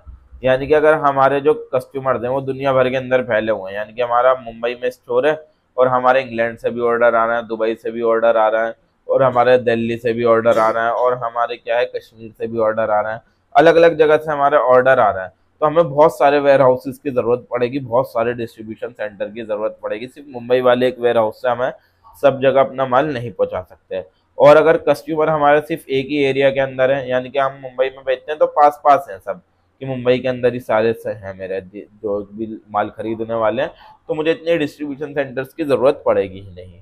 चौथी देखेंगे ट्रांसपोर्टेशन फैसिलिटी, यानी कि जहां पर से हमारा कस्टमर ऑर्डर कर रहा है हमारे माल को, वहां तक वो माल पहुंच सकता है या नहीं, वहां तक गाड़ियां जाती हैं नहीं, और अगर जाती हैं तो खर्चा कितना आता है, ये चीज अभी हम देखेंगे। यानी कंपनी जो है ये चूज करेगी कि मुझे अपना वहां तक माल रोड के थ्रू भेजना है, रेलवे के थ्रू भेजना है, हवाई जहाज के थ्रू भेजना है, समुद्र के थ्रू भेजना है, किसके थ्रू मुझे अपना वो माल भेजना चाहिए। तो अगर एक अच्छा ट्रांसपोर्टेशन इंफ्रास्ट्रक्चर बना हुआ है आपके देश के अंदर, कि आपके देश के रोड भी अच्छे हैं, रेलवे भी अच्छी है, एयर सिस्टम भी अच्छा है, समुद्र का सिस्टम भी बढ़िया है, तो आप जो है बहुत अच्छी टाइम पर जो है अपने माल को पहुंचा सकते हो और आपका खर्चा भी कम नहीं आएगा। मगर इंडिया के अंदर आप लोगों को पता है ट्रांसपोर्टेशन फैसिलिटीज का आपका इंफ्रास्ट्रक्चर तो बिल्कुल भी अच्छा है ही नहीं। ठीक है, नेक्स्ट आती है हमारी वेयर हाउसिंग फैसिलिटीज, यानी कि वेयर हाउसेज जो है वो बहुत ज़्यादा इंपॉर्टेंट फैक्टर प्ले करते हैं। तो वेयर हाउसेज जो है इस चीज़ में हेल्प करते हैं कि हम अपने माल को सेफली जो है स्टोर कर पाएँ, यानी हमने चीज़ बना दी, अब हम अपने माल को ठीक जगह पर रख पाएँ, अपनी इन्वेंट्री को मैनेज कर पाएँ, यानी कि वही जैसे कि मैंने ऊपर बताया था कि कितना माल मेरे पास बचा है, कितना आगे भेजना है, ये सारी चीज़ें हम मैनेज कर पाएँ। और कंटिन्यूस सप्लाई ऑफ प्रोडक्ट हो, यानी कि जो जब भी हमारा कस्टमर वो हमसे सामान मांगे वो कस्टमर तक पहुंच जाए। तो number and location of warehouse ये बहुत ज़्यादा ज़रूरी है कि कितने वेयर हाउसेज होने चाहिए और कहाँ कहाँ हमारे वेयर हाउसेज होने चाहिए, इससे भी हमारे डिस्ट्रीब्यूशन नेटवर्क के ऊपर बहुत ज़्यादा जो है फर्क पड़ता है। नेक्स्ट हमारा जो पॉइंट आता है वो आता है कॉस्ट कंसिडरेशन, यानी कंपनी जो है अपनी डिस्ट्रीब्यूशन नेटवर्क इस तरीके से बनाती है कि उनका खर्चा कम से कम बैठे, है ना। कि एक अब खर्चे क्या क्या होते हैं मेनली, कि ट्रांसपोर्टेशन, माल एक जगह से दूसरी जगह पहुंचाने का खर्चा, माल को स्टोर करके रखने का खर्चा, कि अगर आपने वेयर हाउस है आपके पास तो वेयर हाउस के अंदर अगर माल रखा हुआ है तो उस वेयर हाउस का रेंट भी तो जाएगा ना, वो तो आपको पे करना ही पड़ेगा। और इन्वेंट्री को मैनेज करने का भी बहुत बड़ा खतरा वो खर्चा होता है हमारा। और पैक करने का जो प्रोडक्ट बनाया हो आप ऐसे ही नहीं भेज सकते उसे, ठीक है, आपको उसको प्रॉपरली पैक करना पड़ेगा। तो ये मेन जो है कंपनी के खर्चे होते हैं। तो बिजनेस जो है वो ये ट्राई करते हैं उनकी जो है कॉस्ट रिड्यूस हो जाए, ठीक है ना, यानी कि वो सर्विसेज अच्छी दे पाए और उनकी कॉस्ट भी कम हो जाए।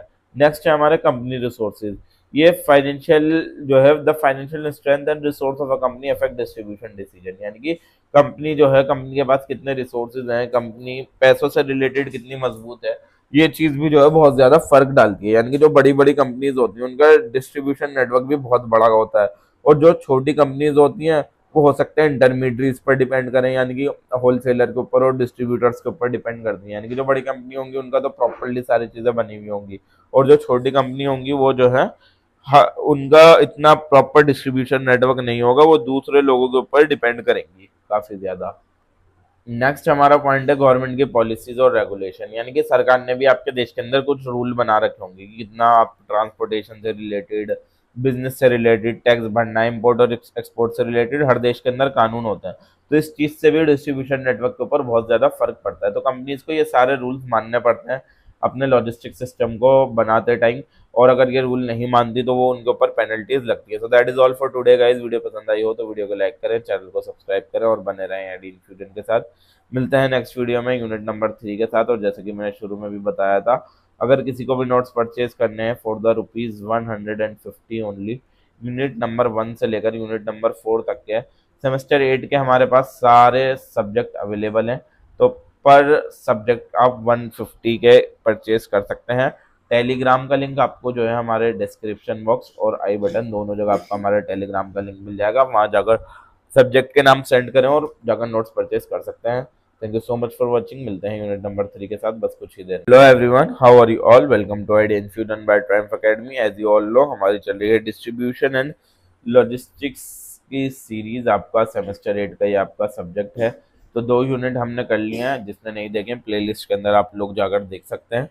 तो यूनिट नंबर 3 से अब हम कंटिन्यू करने वाले हैं। तो करते हैं आज की वीडियो को स्टार्ट बिना किसी देरी के। और वीडियो स्टार्ट होने से पहले वीडियो को कर दीजिए लाइक, चैनल को कर दीजिए सब्सक्राइब, और जिसको भी नोट्स परचेज करने हैं यूनिट नंबर 1 से लेकर यूनिट नंबर 4 तक के फॉर द ₹150 ओनली, टेलीग्राम का लिंक आपको description box and I button दोनों जगह लिंक मिल जाएगा। आप जाकर नोट्स परचेज कर सकते हैं सब्जेक्ट का नाम भेजकर।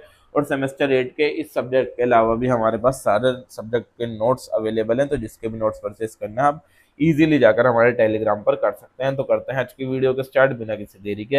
Unit number 3 transportation and warehousing decision. तो रोल एंड इंपॉर्टेंस देखते हैं हम ट्रांसपोर्टेशन की। यानी कि ट्रांसपोर्टेशन का मतलब ये होता है कि movement of good and product from one place to another. यानी कि जब हम एक गुड्स को या फिर एक प्रोडक्ट को एक जगह से दूसरी जगह पहुंचाते हैं उसी को हम क्या बोलते हैं, ट्रांसपोर्टेशन कहते हैं। और ये बहुत ज्यादा इंपॉर्टेंट है, बहुत ज्यादा महत्वपूर्ण होता है। ये हमारे लॉजिस्टिक्स के अंदर और सप्लाई चेन मैनेजमेंट के अंदर बहुत ज्यादा इंपॉर्टेंट होता है। तो ट्रांसपोर्टेशन जो होता है वो सारी चीजों को एक तरीके से जोड़ देता है, कनेक्ट कर देता है कि प्रोड्यूसर से वेयर हाउस पर माल पहुंचाना है ट्रांसपोर्टेशन के थ्रू, वेयर हाउस से डिस्ट्रीब्यूटर तक ट्रांसपोर्टेशन, डिस्ट्रीब्यूटर से रिटेलर तक ट्रांसपोर्टेशन, रिटेलर से कस्टमर तक ट्रांसपोर्टेशन। तो हर लेवल के ऊपर जो है आपका ट्रांसपोर्टेशन काम आता है। तो रोल क्या होता है ट्रांसपोर्टेशन का? सबसे पहला काम तो इसका यही होता है मूवमेंट ऑफ गुड्स। यानी कि ट्रांसपोर्टेशन जो है हेल्प करता है जो भी हमारा रॉ मटेरियल्स होता है, जो भी हमारा कच्चा माल होता है, उसको फैक्ट्रीज तक पहुंचाने में। ठीक है, सबसे पहले कच्चा माल फैक्ट्रीज तक आएगा और फैक्ट्री में क्या होगा, फिनिश गुड बन के तैयार होंगे। और जो वो गुड बन गए वो मार्केट तक पहुंचाने में हमारे जो है एक जगह से दूसरी जगह कौन पहुंचाता है, हमारे ट्रांसपोर्टेशन के थ्रू ही हमारा माल पहुंचता है। दूसरी बात है मार्केट्स को कनेक्ट करने में। यानी कि ट्रांसपोर्टेशन के थ्रू अलग अलग शहर वो होते हैं, कनेक्ट होते हैं, रीजन कनेक्ट होते हैं, अलग अलग देश कनेक्ट होते हैं। ठीक है ना। आप जो है अपने बिजनेस जो भी इंसान कर रहा है वो अपने प्रोडक्ट को जो है बहुत सारी जगहों पर क्या कर सकता है, बेच सकता है ट्रांसपोर्टेशन के थ्रू। क्योंकि ट्रांसपोर्टेशन के थ्रू आपका माल एक जगह से दूसरे देश के अंदर, दूसरे रीजन के अंदर इजीली जा सकता है। तीसरा काम होता है जितने भी बिजनेसेस हैं, जितनी भी ट्रेड हो रही है उनको सपोर्ट करना।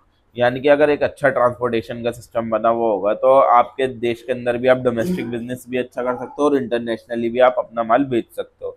और प्रोडक्ट की अवेलेबिलिटी हर जगह इंश्योर करना है। यानी कि जो भी आपने प्रोडक्ट बनाया वो दुनिया भर में सब जगह अवेलेबल हो। यानी कि ये चीज इंश्योर की जाती है कि हर कस्टमर तक हमारा प्रोडक्ट पहुंच जाए, राइट प्लेस पर पहुंच जाए, सही जगह पर पहुंच जाए, सही वक्त पर पहुंच जाए। ये चीज यहाँ पर साथ साथ इंश्योर की जाती है। ठीक है। और पांचवा इकोनॉमिक ग्रोथ में मदद करते हैं। अगर एक अच्छा ट्रांसपोर्टेशन बना हुआ है किसी भी देश के अंदर तो उसकी बिजनेस एक्टिविटीज जो है उससे को बहुत ज्यादा मदद मिलेगी, क्योंकि बिजनेसेस की बैकबोन होती है ट्रांसपोर्टेशन। तो अगर ट्रांसपोर्टेशन सिस्टम अच्छा है तो उस देश के बिजनेसेस भी अच्छे होंगे, जिसकी वजह से उस देश के इकोनॉमिक डेवलपमेंट होने लग जाएगा, वो देश तरक्की पर पहुंच जाएगा। तो इंपॉर्टेंस क्या क्या होती है ट्रांसपोर्टेशन की? सबसे पहले तो ये स्मूथ फ्लो ऑफ गुड्स में मदद करता है। यानी कि हमारे गुड्स में एक जगह से दूसरी जगह बहुत स्मूथली पहुंच जाए, बहुत अच्छे से पहुंच जाए। और डिलीवरी टाइम कम कर देता है ट्रांसपोर्टेशन। अगर ट्रांसपोर्टेशन फास्ट है तो आपका माल जल्दी एक जगह से दूसरी जगह कस्टमर तक पहुंच जाएगा। मार्केट की रीच बढ़ा देता है। यानी ट्रांसपोर्टेशन एक जगह से दूसरी जगह को बहुत जल्दी कनेक्ट कर देता है। जब आप एक जगह प्रोडक्ट बना रहे हो, दिल्ली में बना रहे हो और मुंबई में बेचना है आपको, जैसे मैंने बताया, तो आपकी मार्केट रीच बढ़ गई। और सप्लाई चेन ऑपरेशंस को बहुत ज्यादा सपोर्ट करता है और कस्टमर की सेटिस्फेक्शन बढ़ाता है। अगर कस्टमर्स के पास सही टाइम पर माल पहुंच रहा है तो कस्टमर्स तो खुशी होंगे, जाहिर सी बात है। तो अब नेक्स्ट आता है रोल और importance of warehousing. Warehousing का मतलब आप लोगों को पता है कि अपने गुड्स को, जो भी हम प्रोडक्ट बना रहे हैं, उनको स्टोर करके रखना जब तक उनकी सेल्स के अंदर या फिर डिस्ट्रीब्यूशन के अंदर जरूरत नहीं होती। यानी जब तक लोग उस प्रोडक्ट की मार्केट के अंदर डिमांड नहीं करते कि हमें ये प्रोडक्ट खरीदना है, तब तक हम उसको अपने पास रखते हैं। उसी को वेयर हाउसिंग बोला जाता है। तो वेयर हाउस के अंदर हमारे बहुत सारे माल होता है, जैसे कि रॉ मटेरियल, कच्चा माल भी होता है, सेमी फिनिश्ड गुड्स भी होते हैं। यानी ऐसी चीजें जो कि आधी बनी हुई है, पूरी तरीके से तैयार नहीं है, और उसको सेमी फिनिश गुड बोला जाता है। और बहुत सारे फिनिश प्रोडक्ट भी होते हैं। फिनिश प्रोडक्ट को उन्हें बोला जाता है जो बनकर रेडी हो चुके हैं। तो हमारे वेयर हाउसेस के अंदर तीनों टाइप की चीजें रखी जाती हैं। अब रोल क्या होता है वेयर हाउसिंग का? तो सबसे पहला काम तो इसका यही होता है गुड्स को स्टोर करके रखना। यानी कि जो वेयर हाउस है वो एक तरीके की सेफ प्लेस होती है जहाँ पर हम अपने गुड्स को रख सकते हैं।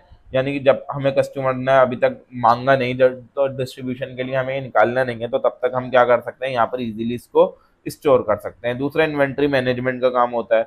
वेयर हाउसेस के अंदर हम अपनी right quantity of product maintain करके रखते हैं कि हमारे पास इतने प्रोडक्ट हों कि अगर कस्टमर डिमांड करे तो ना ही शॉर्टेज हो ना ही हमारे पास एक्सेस हो। तो इन्वेंट्री मैनेजमेंट के अंदर भी हमारी क्या करती है, वेयर हाउसिंग मदद करती है। क्योंकि अगर बिजनेसेस के पास कस्टमर की डिमांड आती है कि हमें प्रोडक्ट चाहिए, तो उसके पास हमेशा प्रोडक्ट अवेलेबल हो कि वो अपने कस्टमर तक पहुंचा सके। तीसरा होता है कंटिन्यूस सप्लाई, यानी वेयर हाउसिंग जो है ये चीज इंश्योर करके चलता है कि गुड्स जो है मार्केट तक रेगुलरली जाते रहें। मार्केट के अंदर अगर गुड्स नहीं है तो रेगुलर वेयर हाउसेस के अंदर गुड्स होने चाहिए कि मार्केट के अंदर उसको पहुंचा सके। अगर प्रोडक्शन नहीं हो रही, यानी कि प्रोडक्शन के अंदर दिक्कत आ रही है, तो आप वेयर हाउसेस का काम ये होता है कि माल को स्टोर करके रखना ताकि जो है कस्टमर तक पहुंच जाए। नेक्स्ट होता है प्रोडक्शन ऑफ गुड, यानी कि वेयर हाउसेस के अंदर माल इसी वजह से रखा जाता है कि माल को कोई नुकसान ना पहुंचे, हमारा माल चोरी ना हो, और वेदर कंडीशन की बारिश वगैरह आ गई या फिर कुछ भी अगर मौसम बिगड़ा तो हमारे माल को कुछ नुकसान ना पहुंचे। इसी वजह से वेयर हाउसेस के अंदर, गोदामों के अंदर लोग अपना माल रखते हैं। प्रोडक्शन ऑफ गुड भी एक इसका पॉइंट है हमारा, ठीक है। उसके बाद आता है हमारा वैल्यू एडेड सर्विसेज, यानी कि कुछ वेयर हाउसेज ऐसे होते हैं जो अलग अलग सर्विसेज भी साथ साथ प्रोवाइड करते हैं, जैसे कि पैकेजिंग की सर्विसेज।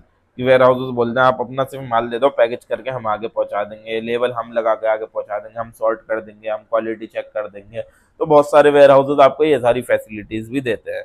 तो इंपॉर्टेंस यही है वेयर हाउसिंग की। सबसे पहले तो हमारे पास स्टॉक लेवल को मेंटेन करने का काम आता है, इन्वेंट्री मैनेजमेंट के अंदर ये काम आता है बेसिकली, ठीक है। और स्मूथ डिस्ट्रीब्यूशन के अंदर की जब भी डिमांड आए तो माल हमारे पास हमेशा अवेलेबल हो, इसको सपोर्ट करता है। और ट्रांसपोर्टेशन की प्रॉब्लम को खत्म कर देता है वेयर हाउसिंग जो है, ठीक है। खत्म तो नहीं, कम कर देता है बेसिकली।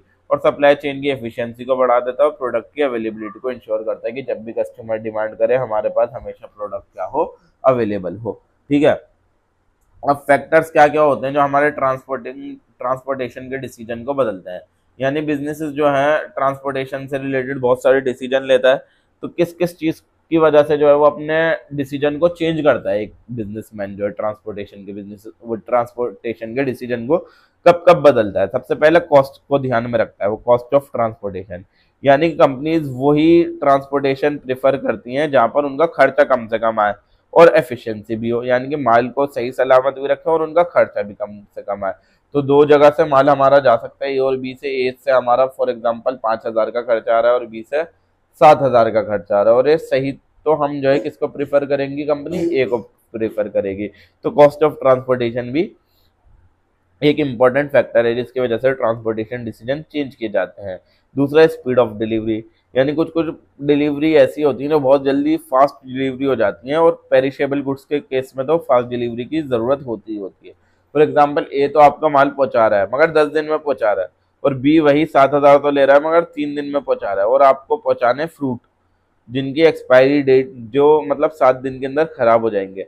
तो आप कौन सा चूज करोगे, बी ही चूज करोगे। उस टाइम पर आप जो है कॉस्ट नहीं देखोगे, आप यही देखोगे ना कि कौन जल्दी पहुंचा रहा है। फिर नेक्स्ट आता है नेचर ऑफ गुड्स, यानी अलग अलग प्रोडक्ट्स के लिए अलग अलग ट्रांसपोर्टेशन के तरीके लगते हैं। फॉर एग्जांपल जैसे कि फ्रेजाइल गुड्स हैं जिनके अंदर टूटने का खतरा होता है, उनको आप ऐसी जगह से आगे पहुंचाओगे जहां से जो है आपका वो ना हो, टूटे ना, और ऐसी ट्रांसपोर्टेशन चूज करोगे। और पेरिशेबल गुड्स ऐसे होते हैं जो खराब हो जाते हैं बहुत जल्दी, उनके लिए आप ऐसी जगह चूज करोगे कि जो बहुत ज्यादा क्विक हो, यानी ऐसे ट्रांसपोर्टेशन चूज करोगे जो बहुत जल्दी उस माल को आगे पहुंचा दे। अब होता है हमारा चौथा होता है डिस्टेंस, यानी अगर डिस्टेंस ज्यादा है ट्रांसपोर्टेशन का तो हम सोचेंगे हम रोड के थ्रू नहीं भेजेंगे, हम रेलवे के थ्रू भेजेंगे या हवाई जहाज के थ्रू भेजेंगे या समुद्र के थ्रू भेजेंगे। और अगर पास में ही है तो हम रोड के थ्रू ही अपना माल को पहुंचा देंगे, तब हम जो है रेल एयर वगैरह का इस्तेमाल नहीं करेंगे। पांचवा होता है रिलायबिलिटी, यानी कंपनीज ऐसी ट्रांसपोर्टेशन को चूज करती है जो रिलायबल हो, जो भरोसेमंद हो और कंसिस्टेंट हो, यानी उसका काम है डिलीवरी का हो, रेगुलरली डिलीवरी ऑफ प्रोडक्ट करती रहती है, तो कंपनी जो है उनके उन्हीं को चूज करेगी। छठा होता है इंफ्रास्ट्रक्चर अवेलेबिलिटी, यानी कि रोड कैसे हैं उस देश के, रेलवे का सिस्टम कैसा है, एयरपोर्ट्स कैसे हैं, पोर्ट्स कैसे हैं। अगर ये सब चीज़ें अच्छी हैं तो ट्रांसपोर्टेशन के डिसीजन भी हम फिर उसी के अकॉर्डिंगली रहते हैं, और अगर ये सब चीज़ें बेकार हैं तो ट्रांसपोर्टेशन के डिसीजन भी हमारे अलग होंगे। अब वेयर हाउसिंग डिसीजन के अंदर हम क्या क्या चीज़ें, हम फैक्टर्स जो होते हैं, किन किन फैक्टर्स से फर्क पड़ता है हमारा वेयर हाउसिंग डिसीजन के ऊपर, ठीक है। तो कुछ कुछ फैक्टर जो होते हैं वो हमारे ये होते हैं। सबसे पहले आता है लोकेशन, यानी कि वेयर हाउसेज ऐसी जगह पे होने चाहिए जो मार्केट के भी पास हो, जो सप्लायर के भी पास हो, ट्रांसपोर्टेशन जहाँ से पास हो, इन सारी चीज़ों के पास हो। अगर मान लीजिए ये इन सारी चीज़ों से दूर वेयर हाउस ले लिया तो हमारा खर्चा ही इतना आ जाएगा यहाँ तक, अपने मार्केट तक, सप्लायर्स तक या फिर ट्रांसपोर्टेशन हब तक माल पहुंचाने के लिए ही खर्चा बहुत ज़्यादा हमारा आ जाएगा। दूसरा होगा कॉस्ट ऑफ वेयर हाउसिंग, यानी कि जब जो गोदाम है उसके अंदर खर्चा कितना आ रहा है, यानी कि कॉस्ट देखेंगे हम बिल्डिंग बनाने की, या तो अगर हम बिल्डिंग बना रहे हैं तो उसमें खर्चा कितना आएगा, या रेंट पे ले रहे हैं तो उसमें कितना खर्चा आएगा, या फिर वेयर हाउस उसके मेंटेनेंस भी होती है, बीच बीच के अंदर काम भी करवाना पड़ता रहता है वेयर हाउसेस के अंदर, तो उसके अंदर खर्चा कितना आ रहा है उसके अकॉर्डिंगली भी अपनी कंपनी जो है वेयर हाउसेस देखती है। तीसरा, demand of product, demand for product, यानी कि जो जिन प्रोडक्ट की डिमांड बहुत ज़्यादा है उनके लिए स्टोरेज स्पेस भी बहुत ज़्यादा लगती है, ठीक है, उनके लिए जगह भी बहुत ज़्यादा चाहिए होती है। और जो अगर डिमांड कम है तो छोटे वेयर हाउस से भी काम पड़ जाता है। यानी अब आपका माल ही बहुत बिक रहा है तो आप, जाहिर सी बात है, जब माल बिक रहा है तो आप ज़्यादा माल लाके भी रखोगे, और जब माल ही नहीं बिकेगा तो माल नहीं लाओगे। तो वही बात है कि अगर लो डिमांड है तो आप छोटे वेयर हाउस से काम चला लोगे, ज्यादा डिमांड है तो आपको बड़े उसकी जरूरत पड़ेगी वेयर हाउस की। चौथा है, नेचर क्या है गुड्स का, यानी अलग अलग गुड्स की जो है ना अलग अलग स्टोरेज कंडीशंस होती हैं। फॉर एग्जांपल फूड प्रोडक्ट हैं, तो फूड प्रोडक्ट को आपको ठंडी जगह में रखना पड़ता है, तो आप ऐसा वेयर हाउस लेंगे जिसके अंदर उसको ठंडा करने का सिस्टम हो। और अगर जैसे कि केमिकल्स हैं, उनको सेफ्टी की जरूरत होती है कि वो गिरे नहीं, अगर वो गिर गए तो क्या हो जाएंगे, तो फैल जाएंगे, जिसकी वजह से लोगों को नुकसान हो सकता है। तो इसके अकॉर्डिंगली भी आप अपना वेयर हाउस चूज करते हो। नेक्स्ट पॉइंट आता है हमारा टेक्नोलॉजी एंड ऑटोमेशन का, यानी कि जो आज के टाइम के वेयर हाउसेज हैं वो ऑटोमेशन का इस्तेमाल कर रहे हैं, वो रोबोट्स का इस्तेमाल कर रहे हैं, और इन्वेंट्री मैनेजमेंट सिस्टम का इस्तेमाल कर रहे हैं। क्या उनमें माल जाता है, स्कैन होके जाता है, स्कैन होके वापस आता है, ठीक है, और वहाँ पर सारा माल आपका रिकॉर्ड हो जाता है। जैसे कि मैंने वो रोबोटिक्स इन वेयर हाउसिंग में बताया था, रोबोटिक्स इन लॉजिस्टिक्स के अंदर वो मैंने बारकोड का सिस्टम आपको समझाया था ना। तो जिसने भी नहीं देखी वो वीडियो, यूनिट नंबर 1 के अंदर मैंने वो चीज़ें समझाई थी, आप लोग जाकर देख लीजिए, आप लोगों को समझ में आ जाएगी कि रोबोटिक्स का, इन्वेंट्री मैनेजमेंट सिस्टम का, तो इसके अंदर एआई किस तरीके से काम आ रहा है, ठीक है, और रोबोट्स किस तरीके से काम आ रहा है। छठा पॉइंट है सिक्योरिटी एंड सेफ्टी, यानी वेयर हाउसेस के अंदर जो है ना, अगर सिक्योरिटी सिस्टम अच्छा है आपका तो बढ़िया है, ठीक है ना, और कि वहां से आपका माल चोरी होने का खतरा नहीं है, टूटने का खतरा नहीं है, तो बढ़िया है। और अगर आपके वेयर हाउस के अंदर माल रखने के बाद भी ये खतरा है कि चोरी हो जाएगा, टूट जाएगा, फिर तो वेयर हाउस बेकार है, आप मत ही लो। अब इंपॉर्टेंस क्या होती है मल्टी मॉडल ट्रांसपोर्ट की, सबसे पहले मल्टी मॉडल ट्रांसपोर्ट समझते हैं कि मल्टी मॉडल ट्रांसपोर्ट हम किसे कहते हैं। यानी कि जब उस चीज को हम मल्टी मॉडल ट्रांसपोर्ट बोलते हैं जब हम दो या फिर दो से ज्यादा मोड्स ऑफ ट्रांसपोर्टेशन का इस्तेमाल करते हैं। यानी एक सिंगल कॉन्ट्रैक्ट के अंदर एक गुड्स को दूसरी जगह पहुंचाने के लिए दो या दो से ज्यादा ट्रांसपोर्टेशन का जब हम इस्तेमाल करते हैं उसको मल्टी मॉडल ट्रांसपोर्ट बोला जाता है। यानी कि अलग अलग ट्रांसपोर्ट के अंदर हो सकता है आपका रोड ट्रांसपोर्ट हो, रेल ट्रांसपोर्ट हो, एयर ट्रांसपोर्ट हो, सी ट्रांसपोर्ट हो। तो मल्टी मॉडल ट्रांसपोर्ट के सिस्टम के अंदर क्या करते हैं, हम गुड्स को जो है हम अलग अलग मोड्स के थ्रू भेजते हैं अपने कस्टमर तक, और एक पूरा एक उसको मैनेज करते हैं कंटिन्यूअस ट्रांसपोर्टेशन सिस्टम के थ्रू। फॉर एग्जाम्पल एक शिपमेंट है, वो हमने सबसे पहले अपनी फैक्ट्री में बनाई, फैक्ट्री से रेलवे स्टेशन तक पहुंचाई ट्रक से, ठीक है, फिर ट्रक, फिर रेलवे स्टेशन के अंदर हमने रेलवे उसके अंदर ट्रेन के अंदर माल लोड करा, फिर ट्रेन ले गई उसको सी पोर्ट के ऊपर, समुद्र के उसके ऊपर, बंदरगाह के ऊपर, फिर सी पोर्ट के अंदर हमने वो माल डाल दिया शिप के अंदर, वो शिप ले गई उसको दूसरी कंट्री के अंदर। तो एक ही काम को करने के लिए हमने ट्रक का भी इस्तेमाल करा, ट्रेन का भी इस्तेमाल करा, शिप का भी इस्तेमाल करा। तो जब हम एक ही कॉन्ट्रैक्ट के अंदर अलग अलग मोड ऑफ ट्रांसपोर्ट इस्तेमाल करते हैं उसको मल्टी मॉडल ट्रांसपोर्ट बोला जाता है। अब इंपॉर्टेंस क्या होती है मल्टी मॉडल ट्रांसपोर्ट की, सबसे पहली बात ये इसके अंदर डिलीवरी बहुत जल्दी हो जाती है, कि जब हम अपने अलग अलग मोड्स का इस्तेमाल कर रहे हैं उससे हमारा डिलीवरी टाइम भी बचेगा और ट्रांसपोर्टेशन जो है बहुत ज़्यादा अच्छी हो जाएगी। अब हम सोचेंगे सिर्फ ट्रक से ही माल पहुंचा दें, अमेरिका माल पहुंचाना है, तो आप ट्रक से माल पहुंचा सकते हो। दूसरी बात होती है कॉस्ट भी कम लगती है इसके अंदर, यानी हम ऐसे most economical mode of transportation choose करते हैं हर स्टेज के ऊपर। यानी अब हमें फैक्ट्री से रेलवे तक पहुंचाना था तो सबसे सस्ता तरीका देखा कि हम वहां तक कैसे माल पहुंचा सकते हैं, तो हमने देखा ट्रक सबसे सस्ता पड़ रहा है तो ट्रक से पहुंचा दिया। फिर रेलवे से हमें पहुंचाना था वहां पर मुंबई तक, फॉर एग्जाम्पल माल मुंबई के अंदर पोर्ट पर, तो हमने देखा कि हम रेलवे से पहुंचाएं, या फिर ट्रक को ही भेजना आगे, तो हमने देखा कि यहाँ से जो है रेलवे से सस्ता पड़ रहा है तो हमने रेलवे से पहुंचा दिया। तो हमने हर जगह जो है सस्ती चीज़ों का इस्तेमाल करा, इकोनॉमिकल मोड का इस्तेमाल करा, जिससे हमारी ट्रांसपोर्टेशन कॉस्ट क्या हो गई, कम हो गई। तीसरी चीज़ हो गई बेटर कनेक्टिविटी, यानी कि जो मल्टी मॉडल ट्रांसपोर्ट होता है वो अलग अलग एरियाज को, अलग अलग रीजन्स को कनेक्ट करता है, अलग अलग कंट्रीज को कनेक्ट करता है और मार्केट्स को कनेक्ट कर देता है, जिससे अगर आपको इंटरनेशनल ट्रेड करनी है, एक देश से दूसरे देश के अंदर माल भेजना है आपको, तो आप मल्टी मॉडल ट्रांसपोर्ट के थ्रू बहुत ईजिली भेज सकते हो। चौथा होता है इंप्रूव फ्लेक्सिबिलिटी, यानी बिजनेसेस जो हैं वो अपने ट्रांसपोर्टेशन को अपने अकॉर्डिंगली एडजस्ट कर सकते हैं, यानी डिस्टेंस के अकॉर्डिंगली, या फिर अर्जेंसी के अकॉर्डिंगली कितना अर्जेंट है माल को पहुंचाना है, या फिर खर्चा किसके अंदर कम आ रहा है। तो हम इन तीनों चीजों को ध्यान में रखकर जो है अपने हिसाब से अलग अलग आप अलग अलग तरीके चूज कर सकते हैं जिसके थ्रू माल पहुंचना चाहिए।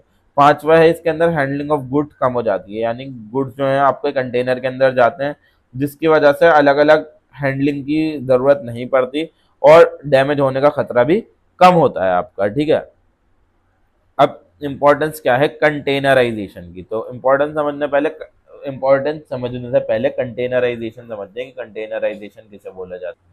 कंटेनराइजेशन का मतलब होता है कि जब हम बड़े बड़े स्टैंडर्डाइज कंटेनर्स का इस्तेमाल कर रहे हैं ताकि हम अपने गुड्स को सेफली एक जगह से दूसरी जगह पहुंचा पाए, उसको कंटेनराइजेशन बोला जाता है। यानी मोबाइल फोन है, बहुत सारे डिब्बे हैं, तो एक बहुत बड़ा डिब्बा, बहुत बड़ा कंटेनर ले लिया जिसके अंदर ये सारा माल डाल दिया और एक जगह से दूसरी जगह पहुंचा दिया हमने। ये जो कंटेनर हैं ये इजीली एक एक जगह से दूसरी जगह शिप्स के थ्रू, ट्रक्स के थ्रू, ट्रेन के थ्रू जा सकते हैं। अगर आप सिंगल फोन ले रहे हो, सिंगल फोन के 100 डिब्बे हैं, आप एक एक फोन करके ट्रक में भरोगे, फिर एक एक फोन करके उतार के गाड़ी में भरोगे। इससे बढ़िया 100 फोन लिए, एक डिब्बे में डाले, एक कंटेनर में डाले और आगे पहुंचा दिया। ठीक है, तो फायदे यही होते हैं कंटेनराइजेशन के। सबसे पहले तो प्रोटेक्शन मिल जाती है आपके गुड्स को, यानी एक डबल पैकिंग हो गई, एक तो बॉक्स की पैकिंग हो गई ये वाली, ऊपर से एक ये वाला कंटेनर भी आ गया। तो कंटेनर जो है डैमेज से भी बचाते हैं, दूसरा चोरी भी नहीं होती कि अगर 100 डिब्बे एक करके डाल रहा हो, किसी ने गायब कर दिया, जेब में डाल लिया फोन, क्या करोगे बीच में से। वेदर कंडीशन, बारिश आ गई, ये तो लोहे के होते हैं कंटेनर, और अगर सिर्फ डिब्बे जा रहे हैं, गीले हो गए, क्या कर लोगे, माल खराब हो गया। तो गुड्स को प्रोटेक्ट करते हैं हमारे। दूसरा ये है अनलोडिंग और लोडिंग बहुत जल्दी हो जाती है, यानी कंटेनर उठाला डाल दिया, कंटेनर उठाला उतार दिया।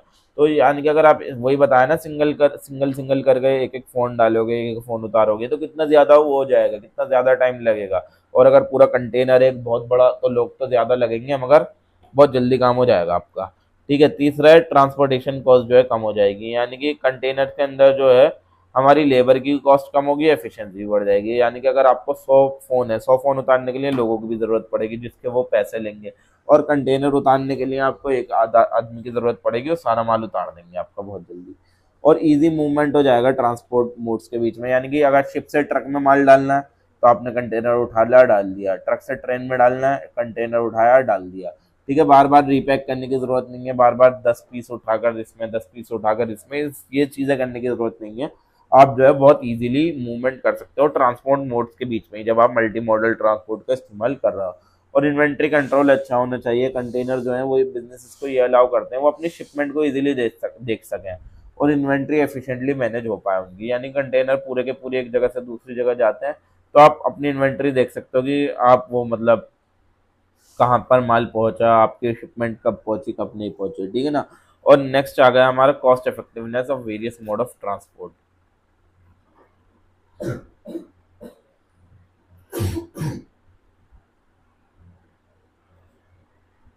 ठीक है,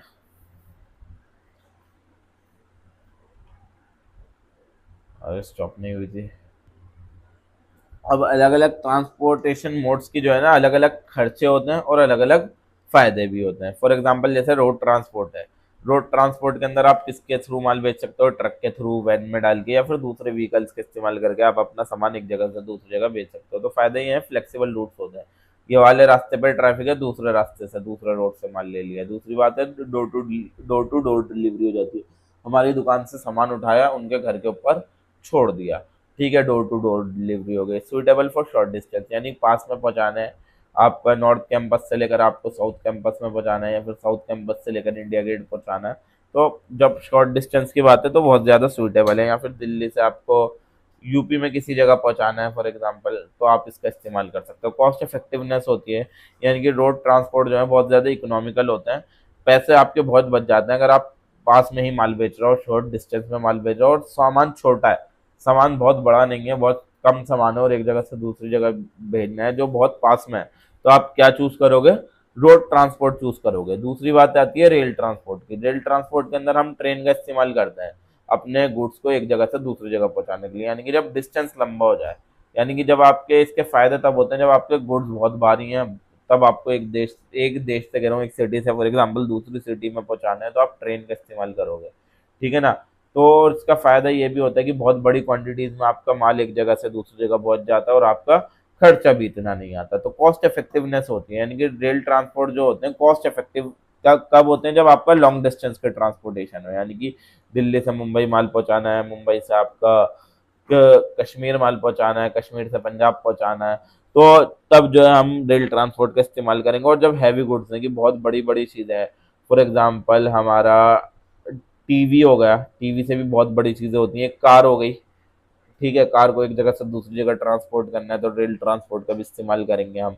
और वाटर ट्रांसपोर्ट होते हैं, वाटर ट्रांसपोर्ट के अंदर हम शिप्स का इस्तेमाल करते हैं, बोट्स का इस्तेमाल करते हैं। और हमारा माल किसके थ्रू जाता है, समुद्र के थ्रू, नदियों के थ्रू, ओशंस के थ्रू हमारा माल एक जगह से दूसरी जगह जाता है, सी रिवर्स ओशंस के थ्रू हमारा माल एक जगह से दूसरी जगह जाता है। तो फायदे इसके यही है कि जो भी बल्क गुड्स होते हैं, यानी कि जो भी भारी गुड्स होते हैं, बहुत सारे बल्क के अंदर गुड्स जा रहे हैं, यानी कि 1000 पीस, लाख, 1000 पीस, 100 पीस जब जा रहे हैं, तब हम वाटर ट्रांसपोर्ट का इस्तेमाल करते हैं। और इंटरनेशनल ट्रेड के अंदर सबसे ज़्यादा इसका इस्तेमाल किया जाता है, इंडिया से अमेरिका, इंडिया से दुबई, अलग अलग जगह पर माल भेजने के लिए जो है इंटरनेशनल ट्रेड करने के लिए वाटर ट्रांसपोर्ट का इस्तेमाल किया जाता है। तीसरी बात आती है कॉस्ट इफेक्टिवनेस कब होती है, इसकी कॉस्ट इफेक्टिवनेस तब होती है वाटर ट्रांसपोर्ट की, जब आपको लार्ज क्वांटिटीज ऑफ गुड भेजने हो, यानी कि हजारों सौ गुड्स आपको एक देश से दूसरी देश में भेजने हैं, बहुत ज्यादा दूर भेजने हैं, तब आप क्या कर सकते हो, इन वाटर ट्रांसपोर्ट का इस्तेमाल कर सकते हो।